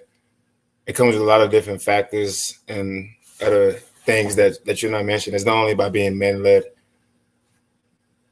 What like some examples? What you mean? I'm sorry, what would be some examples of, you know? No, I'm just saying that attributes. I'm saying that society being man-led does not mean it's patriarchal. That's what I'm trying to say. Well, I see men holding a majority of the power. The majority of the leadership positions are male. The head of the families are the head of the family is male. This is what I see in most African contexts. Now, it's not an absolute power, but that's the structure, appears to me. Like if we can study all the years of ancient Kemet, and there's maybe 3, 4, 5 female leaders. We can't ignore that how male they are in that leadership position. that has to say something about the society. And I agree with that. I feel like it is some kingdoms that was female led, but the only problem with this word patriarchy, it comes with other stuff besides men being leaders. You know what I mean? Like, there's nothing wrong with men being the leaders and women playing like certain roles, but the problem with patriarchy, it comes with other things besides just being leader. You know what I mean? Like, if you read, like, I could read the definition for you. Let me see if I can. Yeah, What are some of the? Could you define what some of those other things are? I'm about to read the definition. Patriarchy.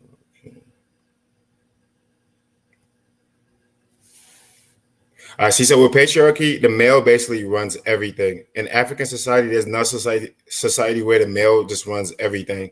The women and the male have different roles. You know what I mean? It's all about roles. But in patriarchy, the man runs everything. It's basically like a dictatorship. In African kingdoms or empires, you don't have just. I mean, in some kingdoms you have dictatorship, but that's like after colonialism and all of that. But before those times, of course, you had male leaders, but it wasn't just a total dictatorship. The women still had a role; they were still respected, and they were still valued. And patriarchy is basically just like the women is all the way at the bottom. She basically means nothing. She's just like a help me to the men. And I feel like that's a big difference trying to compare patriarchy with ancient African kingdoms. And that's why I use the term, based on the education that you provided me. I use the term male-led, female-supported. Yeah, but what? Why aren't we? Who's to say? Like, you think the women weren't doing anything in European societies? I mean, you had queens, you had women with positions, women organizations. It wasn't like they were doing absolutely nothing. And that's the way they was being treated. A woman was basically like, they was not respected. If you look at the history of Europeans, the Greco-Roman history, women was basically like disposable. They was only there for giving birth. That was the only thing they was basically respected for. No, I understand their Greco-Roman roots with the whole homosexuality. He said, "I understand." He said, "I get that part. That's true." But that's where it comes from. I'm sorry, I don't mean to laugh, but it's like you emphatically agreed with him on that part. You're emphatically so. No, I mean, we all know that because it's true. You don't see that in our history, as far as what I can see. You don't see that. But I just go ahead. Oh yeah, I have no problems with like men being leaders. Also, I'm just saying that it has to be a balance. And with this whole patriarchy system, it's not really too much of a balance. That's the problem. With us, we always had balance. No matter if the man was the leader, it was still balanced. The woman was respected. She was valued. She played her role. You know what I mean? And her role was important. But in the patriarchy system, it was like they didn't really care so much about the women's say so. In African society, they still care about the women's say so. Do you see a balance in the United States society right now in 2022? I mean, technically you do because of the feminist movement, but we know that at the top, it's still patriarchy. They control everything. They're the ones that even create the whole feminist movement. They invested into that. So it's like at the end of the day, it's still patriarchy at the top. They control every single thing, including the feminism. So I want to say something right quick. Do you guys think that maybe patriarchy would be applicable to in relation to other races of men when it's coming down to dealing with extracting resources for our communities to engage in conflict? I mean, because anytime we are going to do something for our race, it's going to cause conflict with other groups of men. And so, do you think patriarchy would be applicable in that aspect when it's in relation to other groups of men?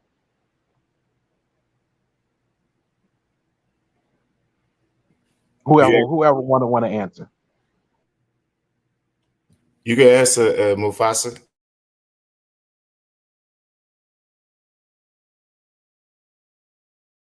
I would respond. I would argue yes. I think a great example of that would be the contemporary situation with the war between Russia and Ukraine. Right? We know that Ukraine required all of the men who were of a particular age to stay in the country and fight. And we didn't hear any feminists saying, "Hey, we want the equal right to fight and potentially die to defend the nation as well." So I think you're right. I think there are times where it is applicable. Yeah, I agree with that too. I just hate the word patriarchy. Why can't we just why can't it just be men fighting wars or men being leaders? It's just the word. Because when you look at Okay, the male definition of that networking. word, you look at the history of that word, it comes with so much negative things. It might be a What Well, little. about see, male that's networking or something like that? You said what? Male net, like a network of males, a male networking or something like that. Yeah, I agree with that. We definitely need that. I agree with that. no, but this is my Hold on, thing. hold on, real quick. Brother Ghost said, I gotta put this up here. I gotta put this on the screen. Brother Ghost said you had the one black dude sign up to go over there and fight. I remember that he was out of Metro Detroit, and he was just adamant, like I gotta go over here and fight for the Ukrainian people. Yes, I mean I appreciate you, Brother Ghost, for putting it up there because he was a straight clown for that one. Absolutely. Oh, can you put the definition? Brother Jabril just posted it in the chat. Right. And that's the problem. In African societies, it was never like that. Even though the man was, even if the man was a leader and he was the one that was in charge, the women's was still included, and they were So still a part of. I could say this because by definition it says women are largely excluded, and we know in pre-colonial African societies before European encroachment on the continent, only elite women had access to positions of political and economic and social power. So by definition, you can argue that it was because women were largely, but not completely, excluded. And the only women to most traditional African societies that were included in positions of power were elite women at the what? Largesse of what? Powerful men. Yeah, I mean, the queen mother, Yes. wives of maybe Yes. chiefs and people in certain Yes. positions, So people close to the king. the reality is, by definition, that would be applicable. I don't really think it's the same because every woman might not be in the top position, but they still had a say so. They were still respected and they were still valued. That's the main difference. If you look at Value, though, how do you define that, though? See, value, that's a tricky word. it was respected. They was treated like women. All of that stuff is all highly subjective. Like, what is something concrete? So let me We would say have to this. get specific. Can you give me an example? We I'm going to like say this because go ahead, Lumumba. I do think at times we can romanticize our African heritage and culture. And I remember taking a class on the history of African women. And there was a situation where, like 1920 something in Nigeria, this brother was beating the brakes off of his wife. And so one of the things that women would do is they would like squat on the guy's house, and they would be in front of his house and just singing and chanting the all day long throughout the week and let everybody know that this woman was a woman beater. So what I'm I'm using that example to state, and I'm actually going to put my flash drive in and see if I can find the article, is that we see situations in which similar behaviors, similar activities took place in which women, when I would argue, and Ratcharatney even states this in his seminal historical text, How Europe Underdeveloped Africa, that women were exploited for their labor in pre-colonial African societies. Oh yeah, He was a Pan-Africanist. He was a revolutionary Pan-Africanist. Mm-hmm. Now, I would agree with you about not using the term because it's a European construct. Yeah. We need to be being African-centered, and I feel like we also got to be careful. I feel like we're trying to kind of compare African culture with a European culture, and it's completely different. Of course, it's not going to be perfect. We had some cases to where, of course, it was abuse, it was some things, but it was it was not the majority. That's the difference I'm trying to make. Well, what I'm trying to do is keep that women were exploited by men for their labor. This is a historical fact, and that men were in charge, and that women's roles and power were symbolic but not substantial. And when there were women in positions of power, it was due to the absence of men. When they were in substantial positions of power, it was due to the absence of men, like in the movie Black Panther 2. And you was gonna say something, Brother Shabazz? Yeah, I kind of lost my train of thought, but what I wanted to do was take the moral aspect out of it and just look at it from a structural perspective. It's like, okay, they had power in what exact power? What did they have a say over exactly, right? because the things I could think of is maybe the things they were doing. Maybe they were running the market while the men are out getting, out fishing, or maybe when it's time for someone to be married, they'll have a say in who their child marries through the influence they have with the father, who is the ultimate one that you pay bride price to in a lot of African societies. So a lot of these things, they still go through the male. But it's not as if the woman has no say so. She has influence. But power is a, power, it comes down to who has the ultimate say so, right? The president can veto a bill. That's a position of power. That's a decision of power, right? So do women have these type of positions in pre-colonial African societies? And if so, which ones? We got to get specific. Which ones and what positions of power? That's kind of like a broad question because I can't name every single queen or every single black. Name one. I mean, I could name some queens right now. I mean, Queen Nzinga. I forgot her name. It started with an N. It's like Queen. Ashima Nzinga. Yeah, she was one, and then they had a queen in Sierra Leone also. But it's like basically what I'm trying to understand, the point you're trying to make. Are you arguing for patriarchy? Like I'm trying to. I'm think it looks patriarchal to me. Like these pre-colonial African societies look patriarchal. It's not though. Because Queen Nzinga wasn't even supposed to be the queen. It was, again, these are situations where they're being thrust into these positions. Yeah. Right. I can agree with that, but I disagree with you when you said that pre-colonial Africa was also patriarchy. I don't think it was patriarchy. Yes, some of them being man-led does not make it patriarchy. Patriarchy comes with other things besides men being leaders. The men never have, for example, the household in Africa. The woman has a lot of say-so in the household. She basically controls the household. The man, of course, the man has the last, but like most of the time, the man is not even in the house. He's out working, and the woman is the one that has, she's the one that's answering to everything. But go ahead. I agree with that. But I mean, you can see an aspect of that in the nuclear family, with the husband out working and then the wife is at home running the household, in a lot of cases with the kids. Yeah, I agree. So he can't control everything. He's not there all the time. He has the authority. He has the money. He has all those things. But what I just don't think, I think it's a little overblown. They are oppressed, and we know the European has the history of not liking his women and all those things. But it's not as if white women have had no impact in these societies. Because the same way you can mention some queens in Africa, we can mention queens in Europe as well. Does that mean it's not a patriarchy? I mean, can you name some queens in Europe that was not that actually had power and was not under a man? Can you give me some examples of that? Well, now hold on. When you say you don't have power, so if I mention the queens, like the queen that just died, come on, man, she was just the face. Queen Elizabeth. Yeah, Queen she was Elizabeth. Yeah, we could do Queen Elizabeth. She count. What's some other ones? I'm not up on my European studies as much as I should be, but there's plenty of them though. I mean, like Queen Elizabeth, like the last queen you just named. I don't really feel like she had real power. I feel like she was just the face. She didn't really Elizabeth, Queen Victoria. Mm-hmm. Those are just faces. Like they never really had power. Well, so here's the thing, and let me tap back in, turn my camera on. When we talk about a patriarchal, matriarchal, that does not mean we're not talking about individuals in positions of power. We're talking about a system in which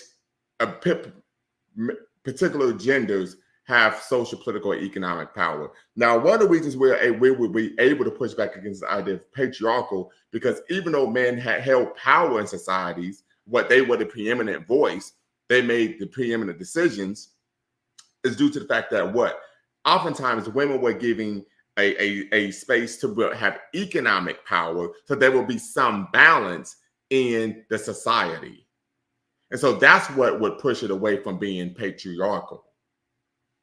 But in terms of having actual political and social power, no, it was always underneath the man. But what would move it away from a patriarchal situation is the fact that there was a niche for women to have economic power. We talk about the woman in the market, so on and so forth. we talked about oftentimes in many African cultures, even though they were what we would quote patriarchal, they were also land and wealth was passed down matrilineally. So there could be some type of balance there, so that mofos weren't just running roughshod like there was the New York Giants D line. So that would be a good example. And like I said, if you all get a chance, if you read Walter Rodney's book, How Europe Underdeveloped Africa, he really goes in detail about these particular issues. And Sister Love Ass says, I've read it myself personally. Yes. So she says, Sister Love Ass says, just because a woman is the primary guardian in the home doesn't mean she is leading the home in a matriarchal way. She could be buying into patriarchy. And I would agree. I can recall that until I was in 5th grade, my mom was a stay-at-home mother. And of course, my dad was out working all the time, but my mom still believed in my father being the leader. And oftentimes, the worst thing I could hear from my mother as a child was, "I'm gonna let your dad know. I'm gonna tell your dad when he gets home." Yeah, it's facts. I think we gotta just be careful. I feel like we need to come up with a solution or ideology or philosophy that works for us, that fits us. You know what I mean? Because African people is very diverse. For example, in different African countries, it might be similar, but there's always a little bit of a difference. So I feel like we need to come up with a solution that works for our people and not carry on nobody else's ideology. I know Brother Shabazz is saying that the ancient Africans was patriarchal. I don't agree with that though. I think we need to come up with our own family structures and how we want to run it. So we talk Greco-Roman. We talk Greco-Roman, right? Who taught the Greeks? We all know this. What you mean? Who taught the Greeks? What you mean? African? No, I said we taught Greco-Roman. Yeah. As being the foundation of Western philosophy. But who taught the Greeks?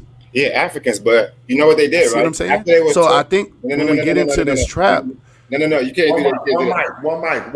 Let him finish. Yeah, they taught the Africans. I mean, the Africans taught the Greeks, but the Greeks also put their own little culture in it. The same thing with the Bible. They got elements of the Bibles from Kemet, from like the Middle East area, but they added their own culture into it.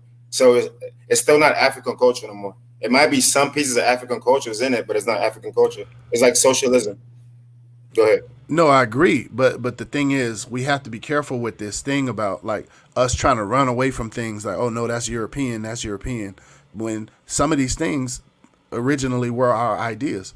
Because when I first got into consciousness, people make it seem as if there was like these matriarchies in Africa and it was just queens everywhere and the women was running everything. And I haven't found anything like that, you know? That's a great point. I haven't found that. I think they mainly speaking of Kemet. So like in Kemet, the women was held very high. Like the whole Nile Valley civilization, the women was held very highly.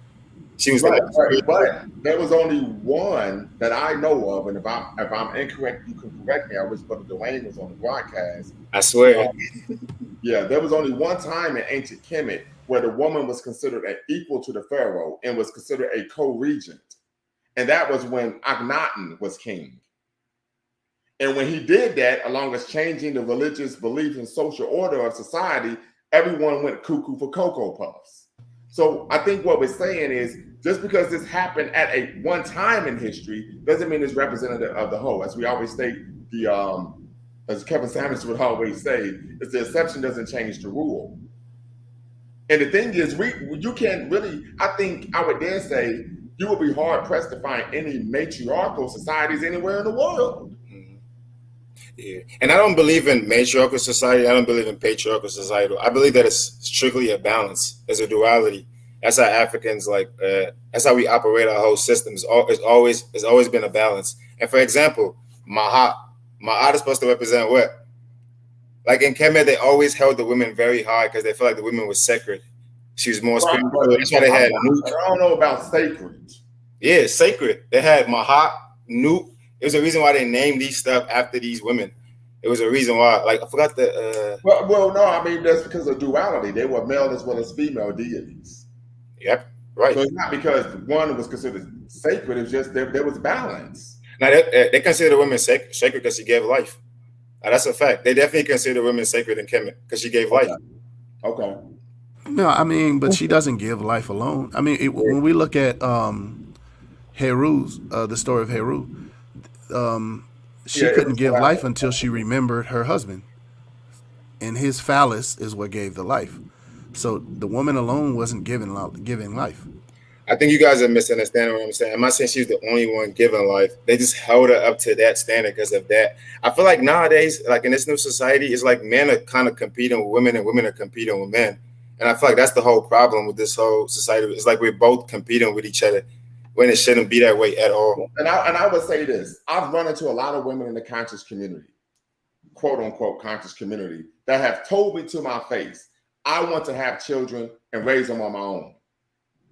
And hold on. And they would cite, well, in ancient Egypt, in Kemet, the woman was da-da-da-da-da, and she's the one who brought, I should say that, 11 years ago, true story, this is anecdotal, but 11 years ago, I went on a date with a sister. I was trying to, you know what I'm saying? Okay, I was trying to make some things happen with this sister. And she told me in our first date that she wanted to have children and raise those children without the father, to prove that children didn't need a father to turn up and be productive citizens. So, of course, I was like, check, please, paid for the dinner, and I kept it moving, never saw her again. Last year, I ran into her. She has 2 children, and she's like, man, this is the biggest mistake I ever made, to be a single mother. And she told me, I now realize why you ghosted me. I want to make a statement right quick, and because I'm hearing that, you know, I'm listening that we're talking about what's ancient African, you know, concepts. And I'm not against that at all. My point that I'm trying to make is that if it was, we have many aspects that were matriarchal for the sake of conversation. If that's the case, looking at our situation right now, I don't think we can use that and say, this is what we're going to do completely without using some kind of critique and using, using critique to see that there are many aspects of that didn't work.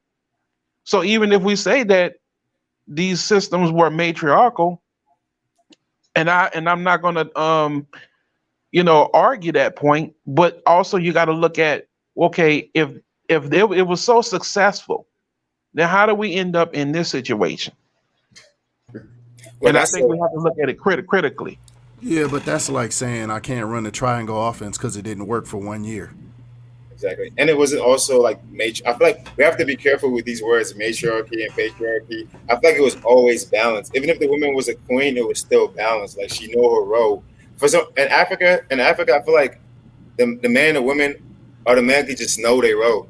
Like it's not even too much to really explain. It's like you just know your role. It's not this duality of trying to battle like each other, like each gender. It's just like I feel like we got like and plus like what you just mentioned earlier. That's like a long history. We was not defeated because it was not working. We've been under attack for centuries. The Hyksos, the Assyrians, the Greek, we've been under attack for centuries. And we was divided. We was fighting amongst each other when they came in. That's the reason why. It's not because our system was not working.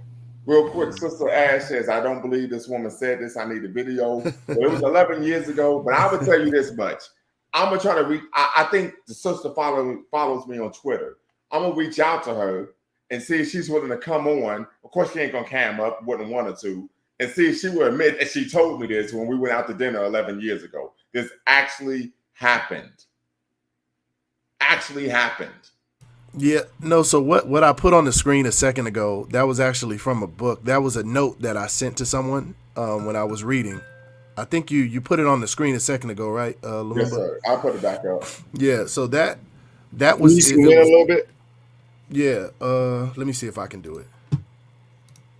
Is it closer for y'all? No, still the same.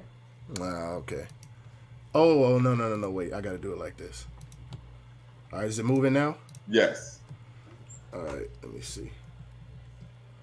All right, boom. All right. I think if you don't mind me asking, what is this book actually?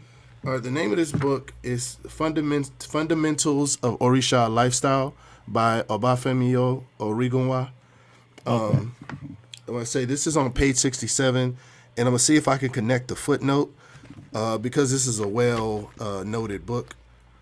I'll see if I can connect the footnote. When I get a chance, I'll connect it because this chart, there's about 4 footnotes on these 2 pages, and I'm not sure exactly where this chart footnotes, but he mentions the books and the where he gets these things from. It's Can a you well documented book. can Brother Lumumba put the link of this? Do you have the link of this book you can put into the? I can write it in here. Hold up. Oh, okay, great. I'll Yeah, I put it like in a it. private chat. Okay, But great. the point of this book isn't necessarily cultural. It's more religious. But he was putting this in there culturally, right? And all of these, so the unit, and then I have another one where pretty much if you break this down, it breaks down similar to federal, state, municipal, and city. It breaks down similar to our current structure. But the reason I have put it up is because you see that it's broken down into the family units, and then those family units go to it says governing father.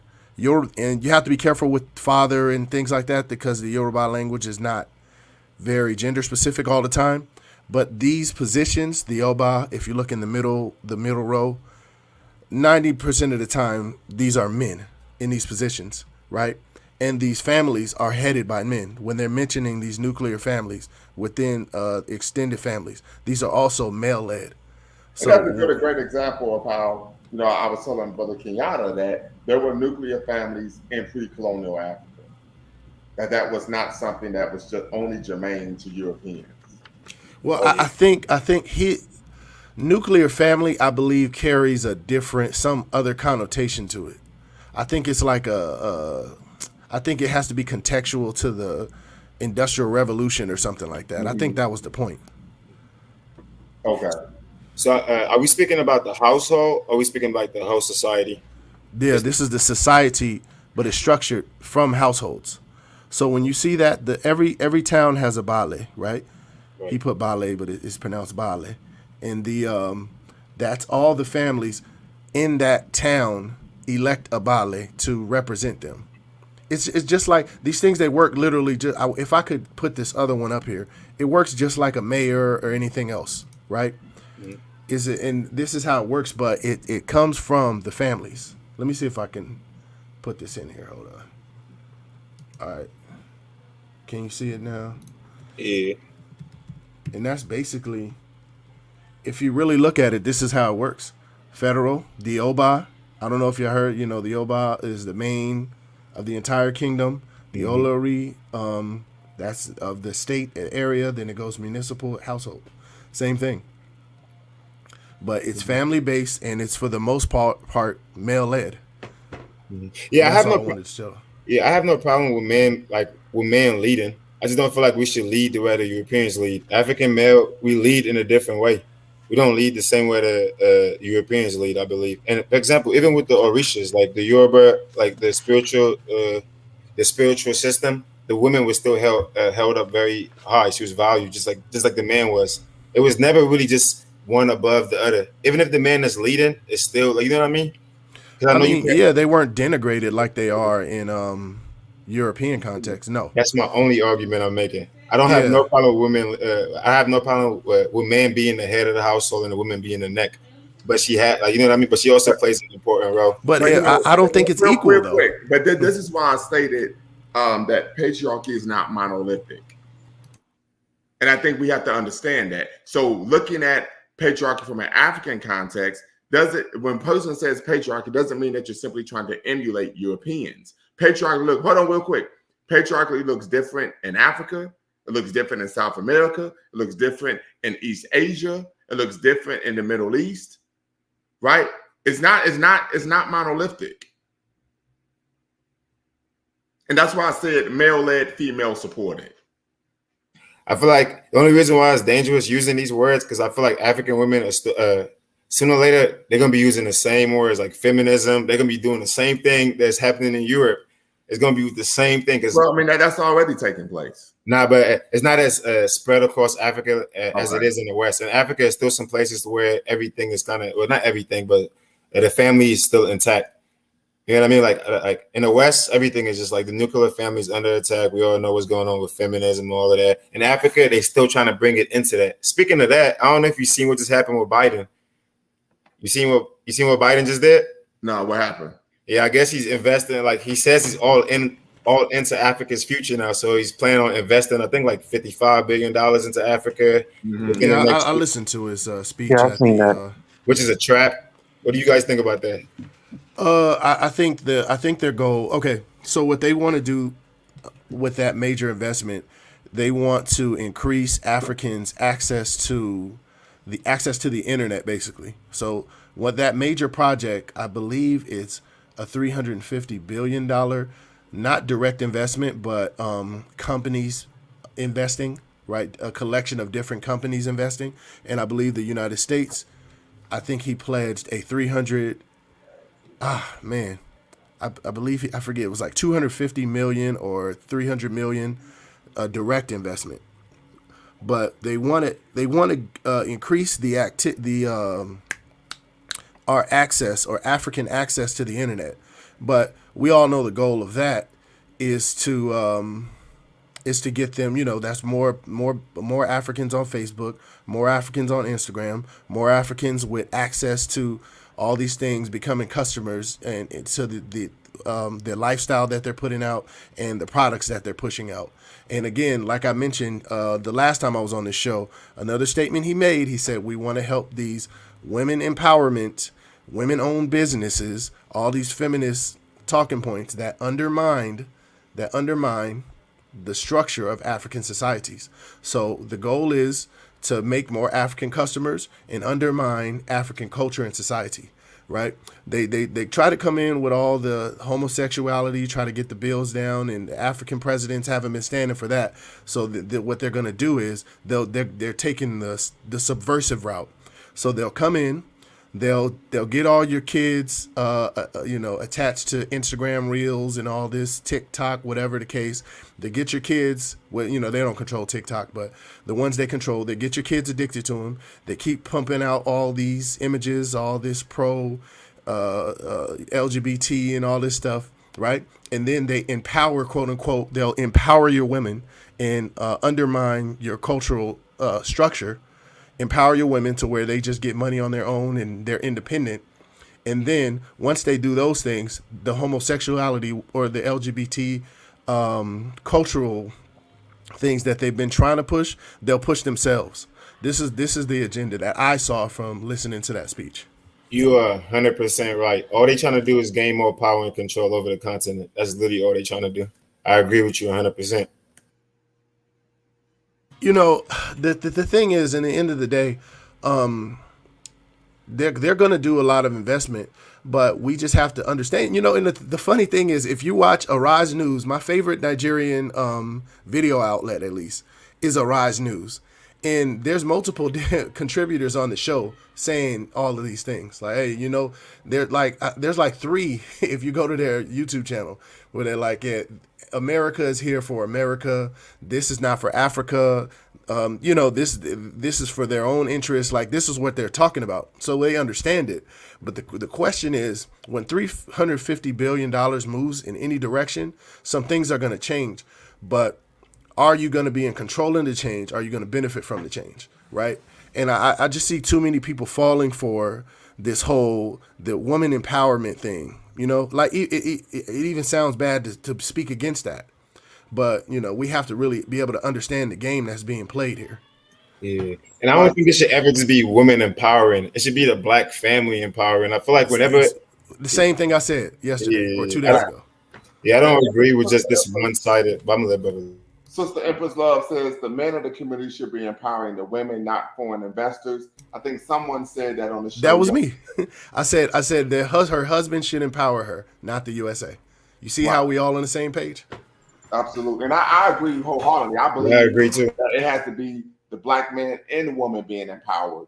And whenever you're trying to empower one group, you're really trying to create an internal conflict, an internal struggle, a civil war, for a lack of better words. And we know that's not what we need in our communities. Listen, I was talking to an Igbo girl. She's still a friend of mine. I met her over there in Nigeria. We would talk all the time. She always, she talks about, she's like, yeah, when you get your wife, you it's a known thing that you're going to empower your wife. You know, it's like, yeah, you're going to set her up, help her up, get her business going. You're going to work and set her up with what she needs to do. And then when she starts to bring everything she needs for her business, you set it up for her. It's understood that this is something that you're going to do. Not every single person, but this is something that's understood that you'll do. And that's fine because it's in the context of a family, right? But once you start trying to independently empower people, like you said, that's the trick game. I agree. Yeah, that's the trick bag. That brother is Yeah, there spitting. you go. There you go.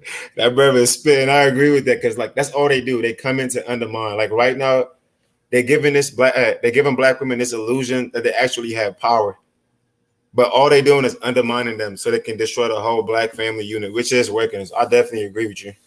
Yeah. Can't disagree with that. I mean, and if I could, Dr. Amos Wilson talks about how what the family structure, he talks about this in his book, Blueprint for Black Power, that the family unit is a basis of building power. Facts. But unfortunately, when we talk about this modern concept of feminism, a lot of women see it as something that is repressive, something that is oppressive, something that denies agency, denies self-determination, denies the ability to learn and grow and become a powerful individual. And I wanted to read something, one of the Holy Odu. It's also from the same book that I posted, the Fundamentals of Orisha Lifestyle. So for the people who don't know, the Holy Odu are basically, you know how you have the Bible, right? A lot of those are scriptures and things that were held by memory from priests. And that's how we held our history and our holy scriptures, or in this case, the Odu. So the Odu are basically in the Ifa or the Orisha lifestyle. These are the biblical scriptures, for lack of a better term, and they're held by memory from the Babalawo or the priests. So they hold these things by memory, and there's a divining process that you go through. I won't go too deep into it, but basically there's a divining process you go through, and then it'll be either one Babalawo or many different Babalawo or Iyanifa, which is the female version of it.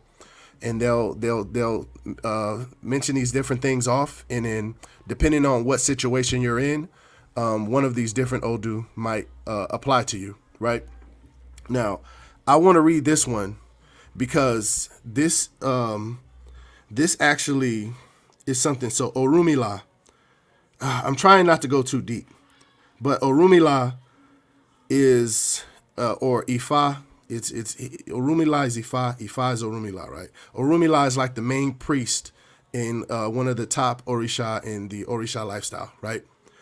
And this is something that he is putting out in this Odu. Let me read it first because I'm getting lost here, right? So I'm gonna skip into it a little bit. It says he was looking with the eyes of specialization. They said Orumila, the delegate of Olodumare. Olodumare is like the Most High, the Creator. It's not male or female, right? Olodumare had arrived. They demanded to know what he brought with him. He responded that out of 200 men on the right, so there's men and women in this instance. He's about to delegate tasks to the men and women. Said out of the 200 men on the right, 25 would specialize in hunting, 25 would specialize in farming, 25 would specialize in trading, 25 would specialize in weaving, 25 would specialize in singing, 25 would specialize in sculpting, 25 would specialize in blacksmithing, right? Then it says the remaining 25 would specialize in Ifa work, which is, the spiritual work. Then it says, and out of the 200 females on the left, 25 would specialize in merchandising, 25 would specialize in trading, 25 would specialize in farming, and 25 would specialize in singing, 25 would specialize in weaving, 25 would specialize in palm oil processing, 25 would specialize in midwifery, and the remaining 25 would specialize in cooking for Ifa. And this is coming from one of the Holy Odun Daka, right? Now, I wanted to point that out to show that the women definitely had a place in society, right? Regardless of where the authority lied, the women definitely had a place in society. So just because The main parts are men. It doesn't mean, even if it's a patriarchy, doesn't mean women don't have a say so in a place in society. Yeah, I think some of this is just common sense. Is literally biology. Men are physically more superior. Women have better social cues and they can like observe a situation better. So it's like we both have our weakness and our strength. That's why we need each other to balance everything out. And I feel like we're making this way more complicated than it actually is because we all living in the West and we're dealing with feminism, we're dealing with all of this, all of these different ideologies that's going on. But I feel like it's not as complicated as we're making it seem. Yes. In most African nations, the man were the leader. Like everything you're reading, I agree with that. I don't consider that the same as patriarchy in the West. I don't think it's the same. That's all I've been trying to say. Like I agree that men should be leaders. I agree with all of that. I just don't agree that we should take the same system of the West and use it. Even though they might have stolen from us, like you were saying, but I feel like they switched up everything and they added their own little culture into it. But I just my issue becomes the reason I don't care about the word patriarchy, right? I have no problem. We can jettison the word patriarchy, but I do have an issue with this idea with any objection to male leadership, whether that be a female not wanting to accept it or a man not wanting to walk into it because he feels like it's oppressive, right? When this has been our way for a long time, and it's the way of pretty much every human society. But now we have these people teaching us something else, and now we want to kind of tiptoe around it. Oh no, everybody's equal. It's not, the Orishas was females too and all this. But in most of the stories with the Orisha, the men are taking on multiple wives and they're running their house. They're running their household. They set up the rules. Yeah, I know exactly what you're talking about because I studied the Orishas too. But the difference is I think I lost my train of thought. But real quick, let me say this, and Goat says, so we might need to classify it as European patriarchy. And I think the issue here is that whenever someone thinks of patriarchy, they're thinking of the European concept and the European construct. But as I stated before, patriarchy is not monolithic, right? And it looks different based on where you are in the world, and particularly we can even argue in whatever household that you are in. But let's go to this and let's define the revolutionary Black manhood. Would you like to start it off? So I gave some characteristics that I think are representative of what revolutionary Black manhood is. I said someone who was strong, powerful, nurturing, supportive, principled, dependable, reliable, responsible, and committed to, of course, to the liberation of African people at home and abroad. I agree, and I believe every African man, especially if you're going to be a leader, you have to have some type of knowledge of self to be able to even lead our women. Because if you don't have no knowledge of self, then where are you going to lead her to? So what do you mean by knowledge of self? Like knowing your history, knowing about where you come from, your people come from, knowing about, you know what I mean, educating yourself. Because let's be honest also, I have no problem with Black men being leaders, but right now a lot of Black men in the community are not even qualified to be leaders. If we're being honest also. So this is like a very diverse topic. If I could, I would argue that that's true for Black people as a whole, right? And the other issue is I prefer not to use the term knowledge of self because that is a term that is used by the Nation of Islam. And we know what they're teaching as history is ahistorical. You see what I'm saying? So I like to move away from that type of rhetoric because we know when they're teaching so-called Black history, African history, they're teaching something that are tales from what? The Twilight Zone, literally. You see what I'm saying? So what I would argue is say, listen, I would believe, right, that in order to be a great leader, to be a great man, to be someone who is invested in helping restore our people to our traditional greatness, it is paramount that one is knowledgeable of one's history, heritage, and culture. Yeah, that's basically what I was saying. I guess I got to stop using the word knowledge of self. I didn't know the nation. They just be making shit up. They do. I agree with you. I'd be like, man, you don't get that dumb shit away from me. Like for real, I'll be getting mad. Like, like I said, I've been like this since I was a child. If you tell me something that is patently false, right? I take it to where either you've been duped or you're trying to dupe me.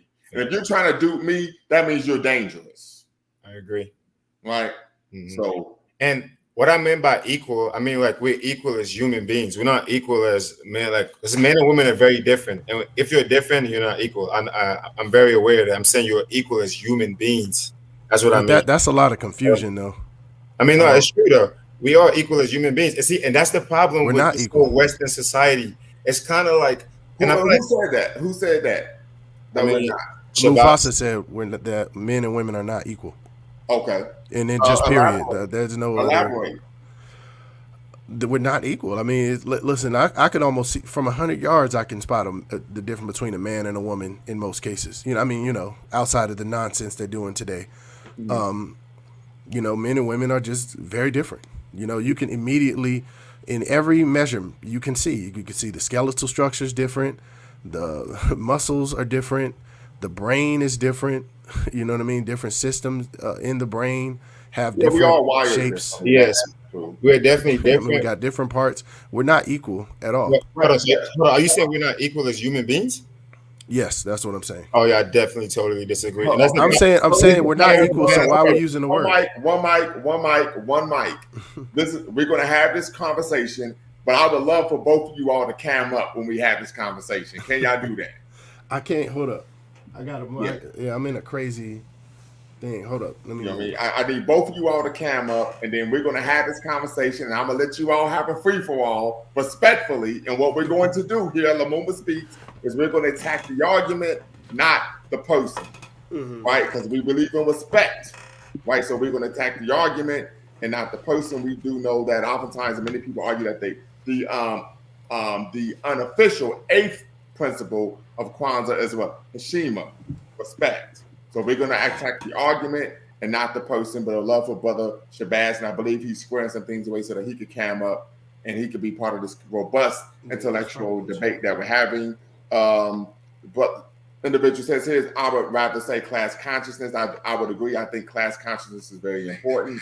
We know Hubert Harrison was an individual who was promoter of class consciousness, same as, of course, Kwame Ture and a number of other of our great revolutionary brothers and sisters. I would dare say even Assam Shakur was an individual who was class conscious. So definitely that's a great point. Hope you could tap in and be part of the conversation as well. If anyone wants to tap in, I'm going to put the link in the chat one more time, but we're going to have this conversation and I've heard the concept of we are equal but not identical, but they're having a conversation in which Brother Shabazz is saying men and women are not equal, and then Brother Bequalan is saying that we are. So I'm going to let you all do your thug dizzle respectfully, right? And you all can have that conversation. So you all can go right ahead. And to be clear, I'm saying we're equal as human beings, but of course, a man and a woman are different. We're like, our brains is wired different. We all know that. But I'm saying as human beings, we're equal. And this is the problem also with religion, because I feel like religion also puts the women down. And I feel like this whole Western Eurocentric mindset, and this is the problem. This is the problem I'm having with it. Like I don't. If you really pay attention to what the brother is saying, he's making good points. But the fact that he's saying men and women are not equal as human beings, I guess a little. I don't really understand that. Brother Shabazz, what is your retort? Yeah, I'm trying to switch over because I'm on my computer and it's not gonna. I gotta go to my phone. Hold up. Okay. So what do you think about it, brother Lumumba? I want to hear his retort. I gave my perspective. I think I missed it. And part of this, and I tell people a lot of this, politics are personal. I have a son and a daughter. And so I raised them as equals. Now, what I will say is my daughter is like, all right, I know when you're not home, Big Brother is in charge. But part of that is based on the fact that he's the oldest. You know, in my family, my sister was the oldest, and I remind her that every time I see her, that she's old as hell, right? Compared to me, right? And one of the things that she would, but when my parents would leave home, she was the one that was in charge, right? So from that standpoint, that was based on age, right? But I give my son and my daughter opportunities to engage in leadership in the home. Yeah, no. Joe Vitore. My thing is the reason I raise objection to what you're saying is like one breath you're saying we're equal, then the next breath you're saying we're not equal. It's like you can't be equal and not equal at the same time. It just doesn't make any sense, right? And then I also the whole mind concept, the whole concept of equality is a wicked and unnatural concept. It doesn't nothing in nature is equal. Like if you go and take chemistry class, right? You can't even predict certain molecules. You can't even predict exactly when some of them, in a free environment, how they'll go. Things just randomly kind of happen, right? So no two human beings are equal, except maybe twins. And See, even them, they have different fingerprints, see, right? and that's not my argument, by the way. I think you're missing the whole argument. No, Like but my thing is nobody's equal because we're the all argument I different. want to hear is why do we need the word equal? Why are we using equal? Nothing in the universe is equal. Because you saying that, so you basically saying that. So for example, in society, so women so women and men be equal in society, like basically like living under the same rules, or should women have a certain rules for them and men have a certain rules for them? Like I'm not really Yes. understanding like the point you're trying to make. Men should have certain rules and women should have certain rules. Absolutely. Yeah. So I understand that men and women are different. Like that's not the point I'm making at all. I'm saying as human beings living in this world that we're living in, we are equal. Like what makes us not equal? Like what makes the man more superior than the woman? We're As different human beings. though. Well, Now I'm not saying we're you different. included I said superior. that. You included superior. But that's a different point, right? Before we get to that, my real issue is I have an issue with the concept of equality even entering our space. We shouldn't even be dealing with equality because it doesn't occur in nature, and it doesn't occur in the human family. Men and women are not equal, so I don't understand why Let do me we ask need you this this. situation. Let me ask you this. So when you say equality, and I'm just trying to unpack what you're stating. So are you arguing that women should not have the same rights as men in contemporary society? Okay, now when you frame it that way, I'll I'm just answer the asking. I'm question. trying to understand. Yeah, that framing is off. That framing is off because women. Okay, that could be said two ways. You could say women should not have the same rights as men in society, or you could say men should not have the same rights as women in society. That is the case today. I hope I'm not being too confusing. But when you say women should not have the same rights as men, that framing makes it seem wicked and oppressive. But the reality is men and women don't have the same rights because we're not the same. See, we're And that's talking about, fine. for example, we're talking about the simple thing. For example, voting. That's a right, and that's a human right, right? Voting. Well, hold Right. I on, mean, real that's a quick. human Hold right on, to hold on, you. hold on. I'm just saying. Yeah, it's a human. Well, I don't know if it would be a human right Right, that because is it what the depends on system. the society that you are in, Right. right? So, and we Yeah, know. that's what some people don't believe in voting. Some people are monarchs. I'm preparing for my Saturday school tomorrow. We do an African country spotlight each week. This week we're doing Eswatini. Real quick, if you could put the name of that Saturday school, the Juma Moses Shule, in the chat, that'd be great. Mhm. That way people could go out, look it up, and possibly even support it. This is a personal Saturday school Okay. between my daughter and I, and every day, like next week, a friend of mine that's from Ethiopia. When we spotlight Ethiopia, she's gonna come in. When we did Benin, my friend Priestess Anira, she came in, and then at any given time, then the week before that, my best friend he brought his daughter and she joined us. And if you look on my Facebook, my government name is Tori Robinson, Tory Robinson, and if you follow my page, you're welcome to join us. We start about 10:30. We do it right in San Diego here at the Malcolm X Library. I don't know Okay. if a lot of y'all knew Malcolm X had a library. Yeah, it's an Yes, official sir. library. Okay, And, so let's table this conversation about the equality, equal thing, because I think we're kind of splitting hairs and we're talking past each other. but I do you understand where I'm coming from on this though? Because this is the thing, right? Men and women are not the same. So I We don't understand agree that. with the concept of My daughter equality. tells me that every day. Yeah, we understand that. So where's the disagreement at? We're saying like basically like we're asking you because like I don't know if you understand like the argument I'm making. I'm saying yes, men and women are different, but as Right. human beings, we are equal. Like See, that's where I'm we was confused made right there. equally. Like as human beings, we was made as human beings. It was not like a man. So if a man means you're superior or nothing. Just if a man punches a woman, should he be treated as if he was a female doing it? no, because they're different. You just said we were equal as human beings. I don't think you get. You see the confusion? Well, hold on, real quick. Hold up. Wait. One mic. Under the eyes of the law, and particularly America, if a man punches a woman, if a woman punches a man, both individuals will be arrested for the same crime. However, we do know that in society, even if a man and woman commits the same crime, the man has a high likelihood of getting more time for the same crime. And I'm not sure if what you're saying is true in all states either. I said on average. On average, that is the case. Right. The man will take more time. Yeah, because it's not treated the same, regardless of what's written there. It's not treated the same. It shouldn't be treated the same. It shouldn't be treated the same. So can you answer Brother Bakari's last question he asked you about the equality? I forgot the question he asked. I think he was asking you, so are you saying that women don't deserve the same rights that men have? For example, I think the rights attributed to men and women should be independently attributed. So no, I don't think just because we're both humans, the one that I just mentioned there. I don't think just because the fact that we're both human beings means we need all equal rights. I think it depends on the situation. So no, I don't believe in equality across the board. No. Can you give me an example to where you feel like it shouldn't be equal, like when it comes to like rights and just like human? It would depend on the societal structure. I mean, we're looking at the rest. Where I was going a second ago with the Eswatini situation, that's a monarchy right now, ran by the king.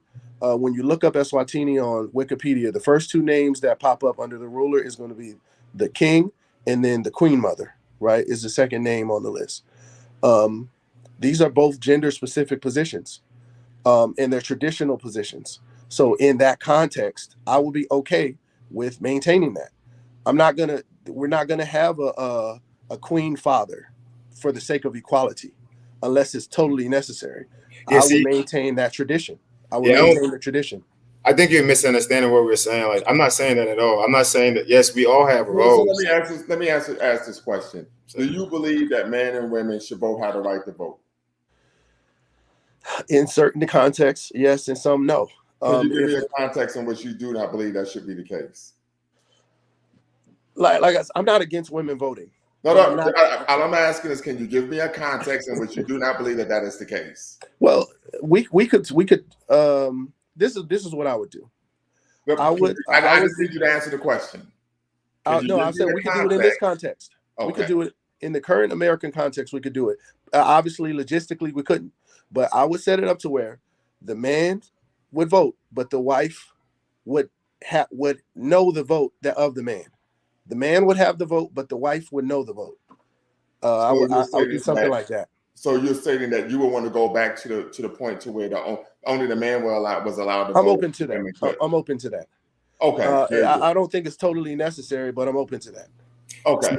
So we're going to get back. He clarified his position. We're going to get back to defining revolutionary Black manhood.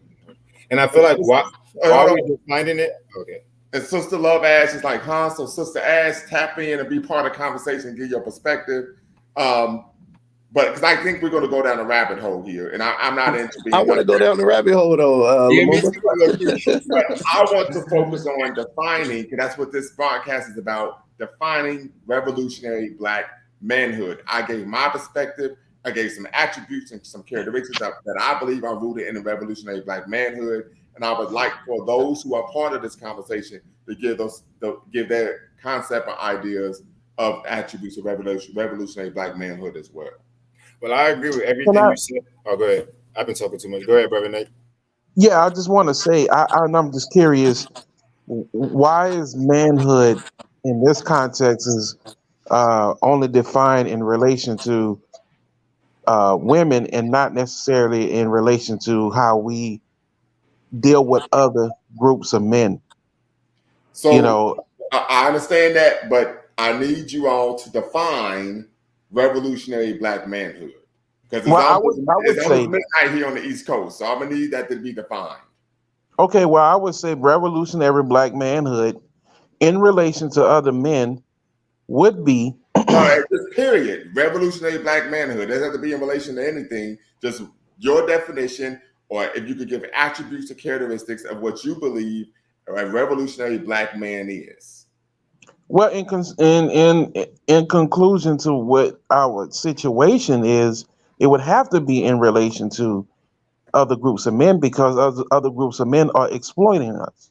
And the women So as I would well. think that would include a network of black men protecting and providing for our community in opposition to other groups of men. I don't know how to And make it women. any So more Yeah, I like mean, clear. for white basically, supremacy, it's the white man and his wife.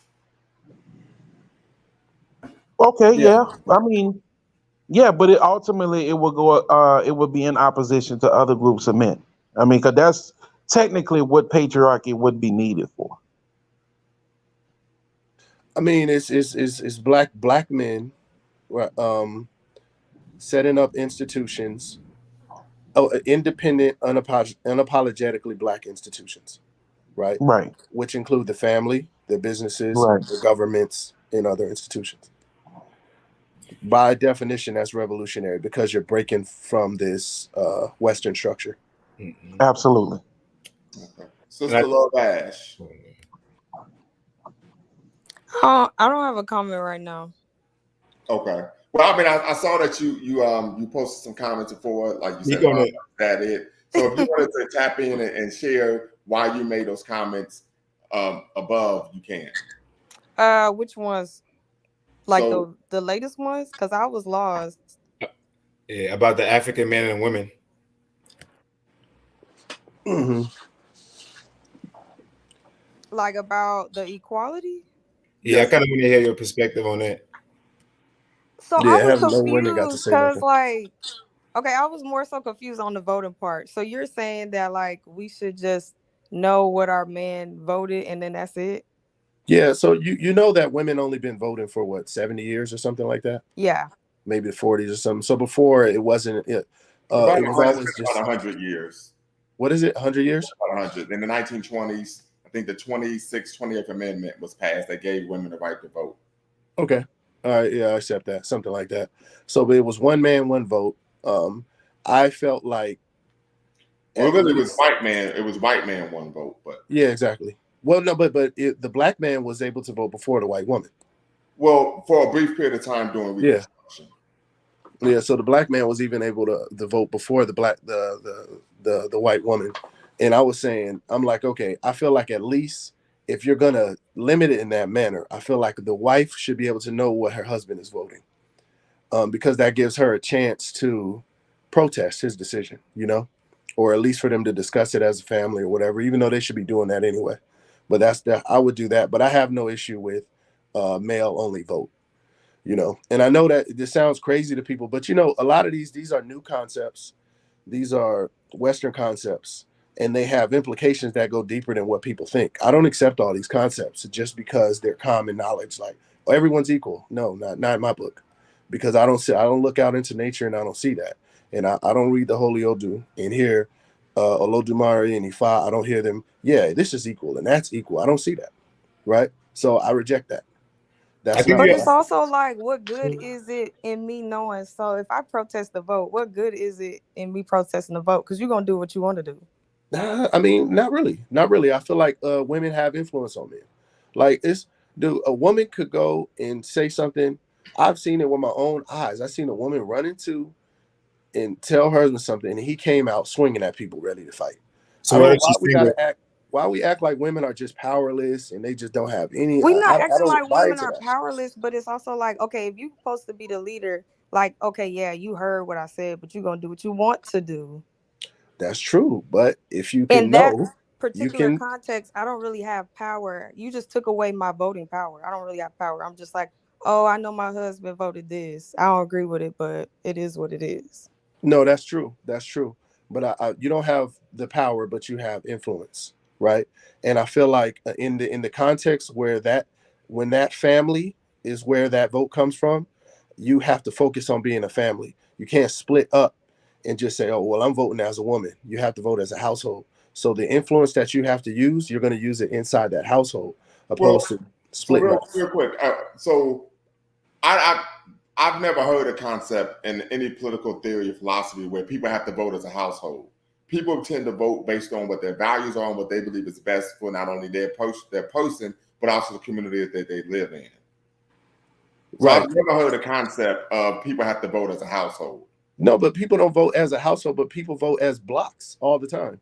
Right, but you said they have to vote as a household. They don't, but but what I'm saying is, if we give the woman her own vote, she can separate and have a different vote from her husband. This is causing a chance for dissension, opposed to that discussion, that debate, and all of that taking place within that home. Now we're splitting the family up. I want that family as one unit. But the same would happen when the children. Family. It's the same would happen when the children come of age and they have the right to vote. Yeah, but when your children become of age, if it's a man, he becomes his own man. If it's a woman, she's under you until you walk her down and give her to somebody else, or somebody else pays bride price or whatever you believe in. She'll get married, and then she'll. Well, I would say this, and I don't think that's germane to everyone. For me, my children are under my leadership until they leave the home. Okay, yeah, I mean that's your system. Everybody has their own system. Right. Yeah, I have no problem with that. So as long as they eat my food, they're gonna do what the hell I say, right? You know what I'm saying? Yeah, that's when they move out, then I give advice. I can advise them, but hey, it's your life, and what you do with it is on you. But I'm gonna let you tap back in, sister. But Love Ash, do you understand? Do you understand the dissension that creates? Now I have two opposing political views in a household. It's like, No. oh, well, you doing that, and I'm gonna do this. But you can still have an opposing political view, even if the woman doesn't have the right to vote. Yeah, but you see how now there's more incentive to work it out. There's more incentive. No. In theory, she might just leave your ass. Yeah, that's cool too. No. See, the problem with this, bro, that's what I'm trying to tell you. It's like, is this Eurocentric mindset, bro? This is not African mindset. I'm trying to tell you, like, I have a whole bunch of family members in Africa right now as we speaking, and it does not operate like how you're trying to make it sound. You keep trying to make it sound like the women voting is a Western thing, and then where are we voting? Always been like, African women always had a say so, bro. They always had a say so, bro. She still has a say so in this context. I'm saying. I feel like in your context it's less collaborative. It's just like, okay, she can say what she want to say about it, but he gonna go vote. Like, so y'all believe in the independence, basically. Everybody just do their own independent thing. No, we agree. That's what you're doing. A collaborative effort. Well, hold on. So number one, a collab. Let me say this, Sister Ash. A person having an ability to make their own decision doesn't mean that the person is acting as if they are an independent person, right? So, for example, and I'm gonna give an example, and I hope this isn't a straw man argument, but I have my own family. I'm 39 years old, right? However, I understand that my behavior, even as a grown man with my own children, is a reflection of my parents, a reflection of my extended family, and a reflection of my community and my race. And so the reality of the situation is you are going to be more likely to have people act in a collaborative manner, right, by choice than you do by force. In my personal opinion. No, I mean, I could see that argument, but incentives drive behaviors. If her best way into political influence is through the influence of her husband, I feel like that pushes more incentive into that family, opposed to splitting. And then you have a woman and a man in the house voting in different directions. You know what's crazy? What sense does that make? Like, that's going to happen regardless. So, for example, let's say you're a real man, you're a masculine man, you're a leader, you're responsible. But it doesn't mean that you are politically astute. Yeah, also. But if you are, most of the time, 9 out of 10, the women will follow your lead. Women are not dumb. If they know, Yeah. If she realizes or acknowledges that you are going to lead her to the right destination, she will follow your lead. But the way you're saying it is no, but that's just a law. See, this is the thing you understand. There's plenty of men who listen to their wives. It happens all the time. Right. And you think it's going to stop? Like okay, now when I do this, see what's Eurocentric, what's patriarchal or whatever is your mindsets and the way you're even interpreting what I'm saying, right? Why are you assuming that the man's not going to do what his wife wants? Because you can just look at what's going on right now. Even like, all right, so example, even while you're talking right now, I could just see how it's going to end up. For example, me, but that's not for everybody though. I'm saying, but you're the one that's basically presenting this ideology right now. And all I'm saying, from the way you acting right now, I could just tell. For example, let's say she disagreed with some things that you're saying. I don't really see you even like trying to like hear her out. I feel like you're the lead, you're the head. So whatever I say, go. If you want to leave, you leave. And I feel like that's not healthy. Yeah, like you kind of made it seem like it's a courtesy for her to even know what you voted for. Mm-hmm. I got a quick question. Go ahead. For brother Bigwalan. Yeah, you mentioned the communal structure in Africa with some of your family members, correct? Right. That they share what you would call a collaborative responsibility, like kind of like a shared responsibility, right, between the men and the women, correct? Yep. Whatever is the community. Right. So if issues arise, who usually have the last word when it comes down? Is it just kind of? I mean, it's like a vote taken. I mean, how does a decision come about? Is the chief. So usually they have meetings. So like, of course, the whole village or whatever. I don't like saying the word village, but like whatever area you're living in, they would come. They would discuss the problems, and then all the chiefs in that area would sit down, have a meeting, discuss the problem, and then they come with a solution. If they can't agree to something, then they bring it back out to the public, and then we'll vote on it. In Africa, it was never just like I make a decision and everybody else just follow it. No, we got to speak on it, try to come to the solution, and then the man can't be the one to speak and say yes, but he still has to consult. Consensus. The elders will have to come to a consensus regarding what they would do moving forward to solve a social, political, or even economic problem. In African communities, it's mainly the community and the elders. They hold the most powers, the elders and the community itself. It's not just one individual. So who tends to be the elders? You said what? This is my thing. I said who right. Hold on one second. Who tends to become elders? What you mean? Is it men or women? Like for gender wise? I'm just curious. Both. Okay, gotcha. Okay. And I also be honest. Most of the times, the elderly women, they be more in the spiritual. You feel me? They'll be training the kids because like they're more nurturing, which is just biology.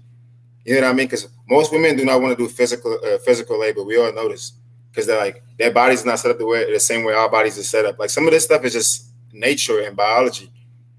It all just falls in place. It's not to where it's just one person to take it over. But it's your Baz. I think you had a retort. Yeah, I think my point was that number one, I really think we get into the real Eurocentric is the lens we're looking at this through, right? The women have to agree with what you're doing. Like you said, there has to be a consensus. There has to be a consensus in your house. You think you're just going to run over your wife for 20 years and nothing's going to happen? You're just going to get away with it? There never has to be a consensus ever. Yeah, but how are you going to live? Like when you're just going to, your wife doesn't agree with nothing you're doing and you're just going to run over her for 30 years? On what planet, what black woman is doing that? That's happening right now. It happens this is even happening in African countries. Like that happens. That's normal. I don't know about that. Yeah, because there's always something she could do. She's cooking all the food. There's things she has authority over, right? And there's passive aggressive resistance, right? So there's things like there's a man, I forget. It's a Southeast Asian society where there's something that the women would do if their husband is going out and cheating on them. There's a specific flour that they'll cook into his food that'll make him impotent, and they'll start serving him little amounts of, you know what I mean, to make him impotent. And there's other stuff that could be done. Lumumba just mentioned the women getting together to protest one of the sisters being beat by going to the house of the man. Women can do things, you know what I mean? And then also like if Lumumba brought his children, I think he has two, If you have authority over your 2 children, we're not going to assume that you'll abuse that authority simply because you have it, because we understand these are your children and you love them. We should have the same mentality that this is your wife and you love her. Why would you want to abuse your authority and use that in a negative way against your wife? I'm smiling because I think my kids would be like, nah, he don't love us. He's so hard on us. But that's this European thing where it's like we're buying into this thing, so automatically we whatever, if we get any piece of authority over our women, we're going to use it to abuse her, because that's what white people do, and that's what we think. That's how we think of men. No, I think that's a good point that he's made there. I think that's a good point that you've made. Yeah. See, that's not what I'm saying. That typically is the assumption, though. Yeah. But I feel like Dr. Emerson Wilson said, we need to come up with our own definitions for manhood, womanhood, religion, love, relationships, all of these stuff.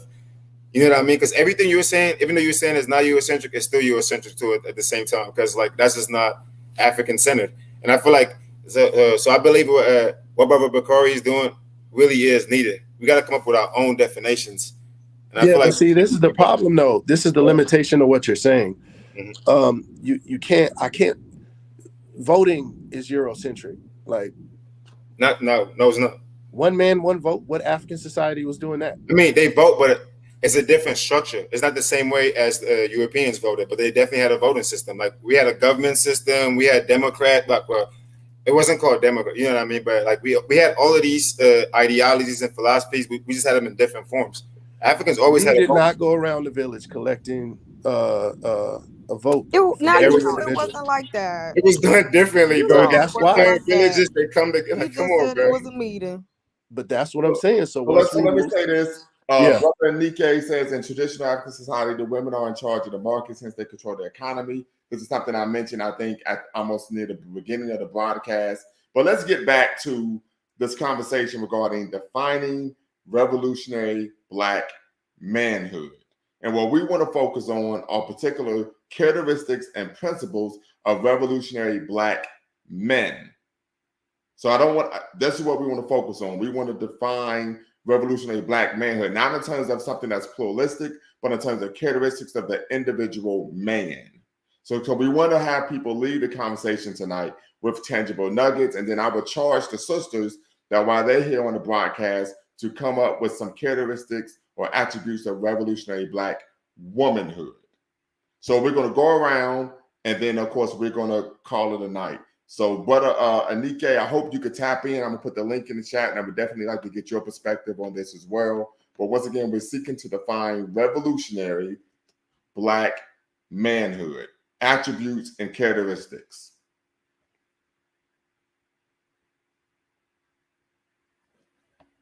I think you're muted.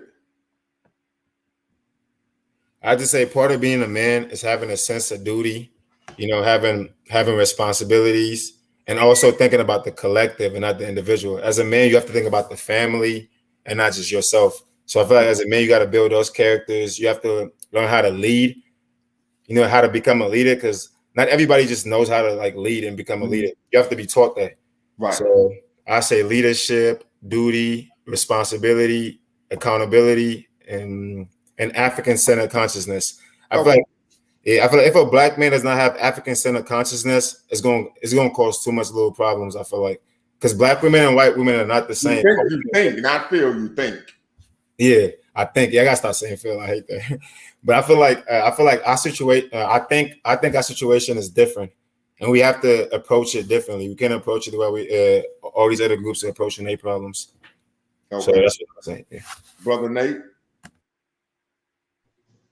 Yeah, as I said earlier, I think that Black revolutionary manhood is will be in nature and opposite to other races and groups of men, and that revolutionary stance would be to go up against other men to extract resources for our community. So here's the thing: when I'm asking for a definition, I'm asking for not.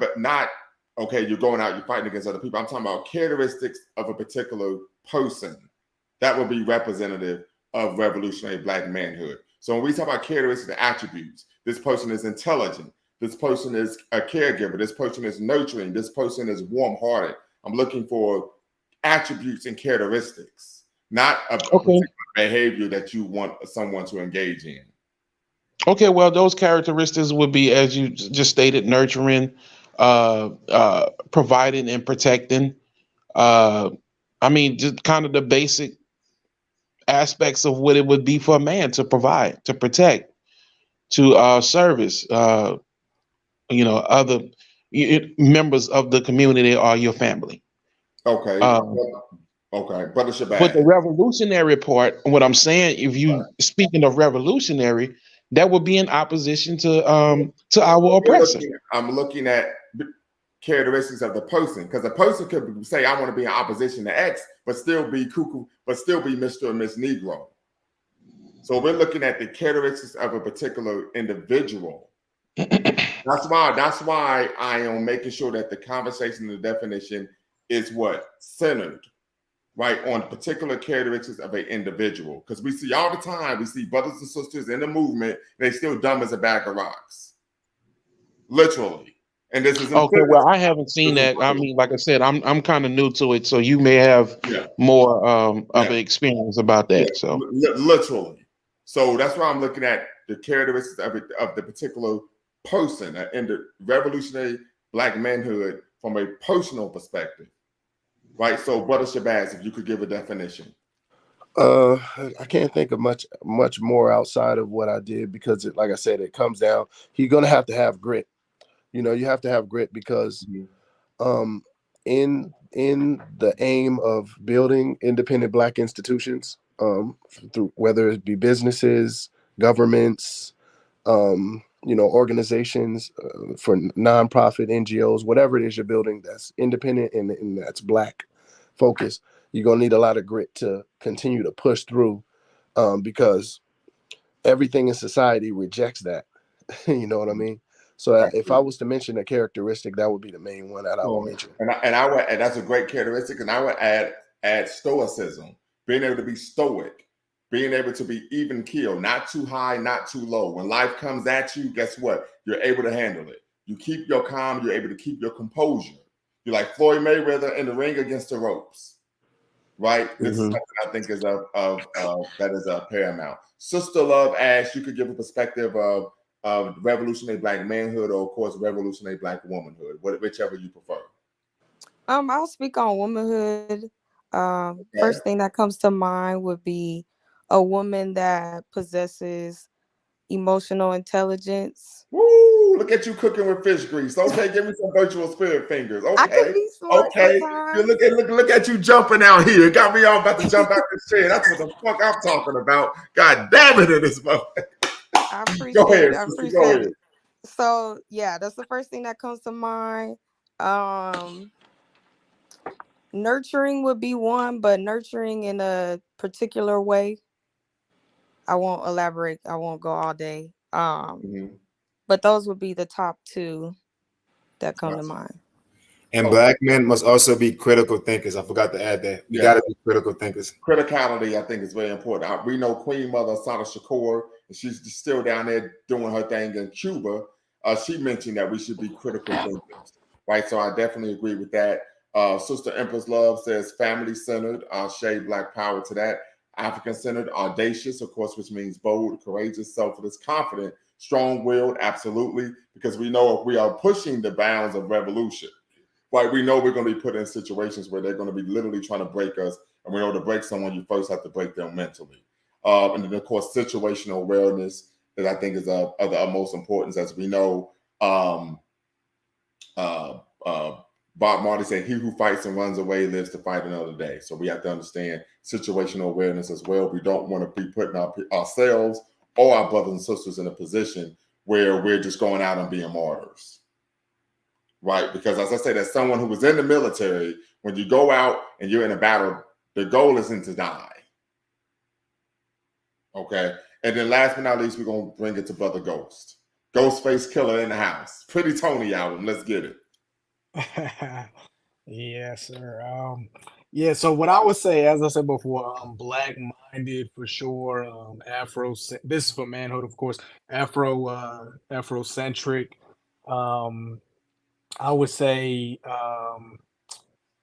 there was one other one I was gonna say, but I forget what the next one I was gonna say, but definitely self-confident, I would say, and I'm gonna just elaborate Yes. on that just a little bit. And if I could, brother, and I don't mean to cut you off, but I had a conversation with a sister earlier this morning about her daughter who's like 20 years old being in an abusive relationship.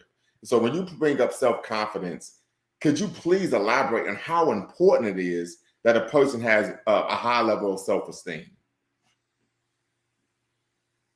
Yeah, I mean, I'm not sure where you exactly were going with that one, but what I was talking about for men specifically, I mean, I guess it does apply to women too, obviously, but for men, for black men specifically, the reason why I say this to people like even in person, I mean, people don't really listen to me, but I say it.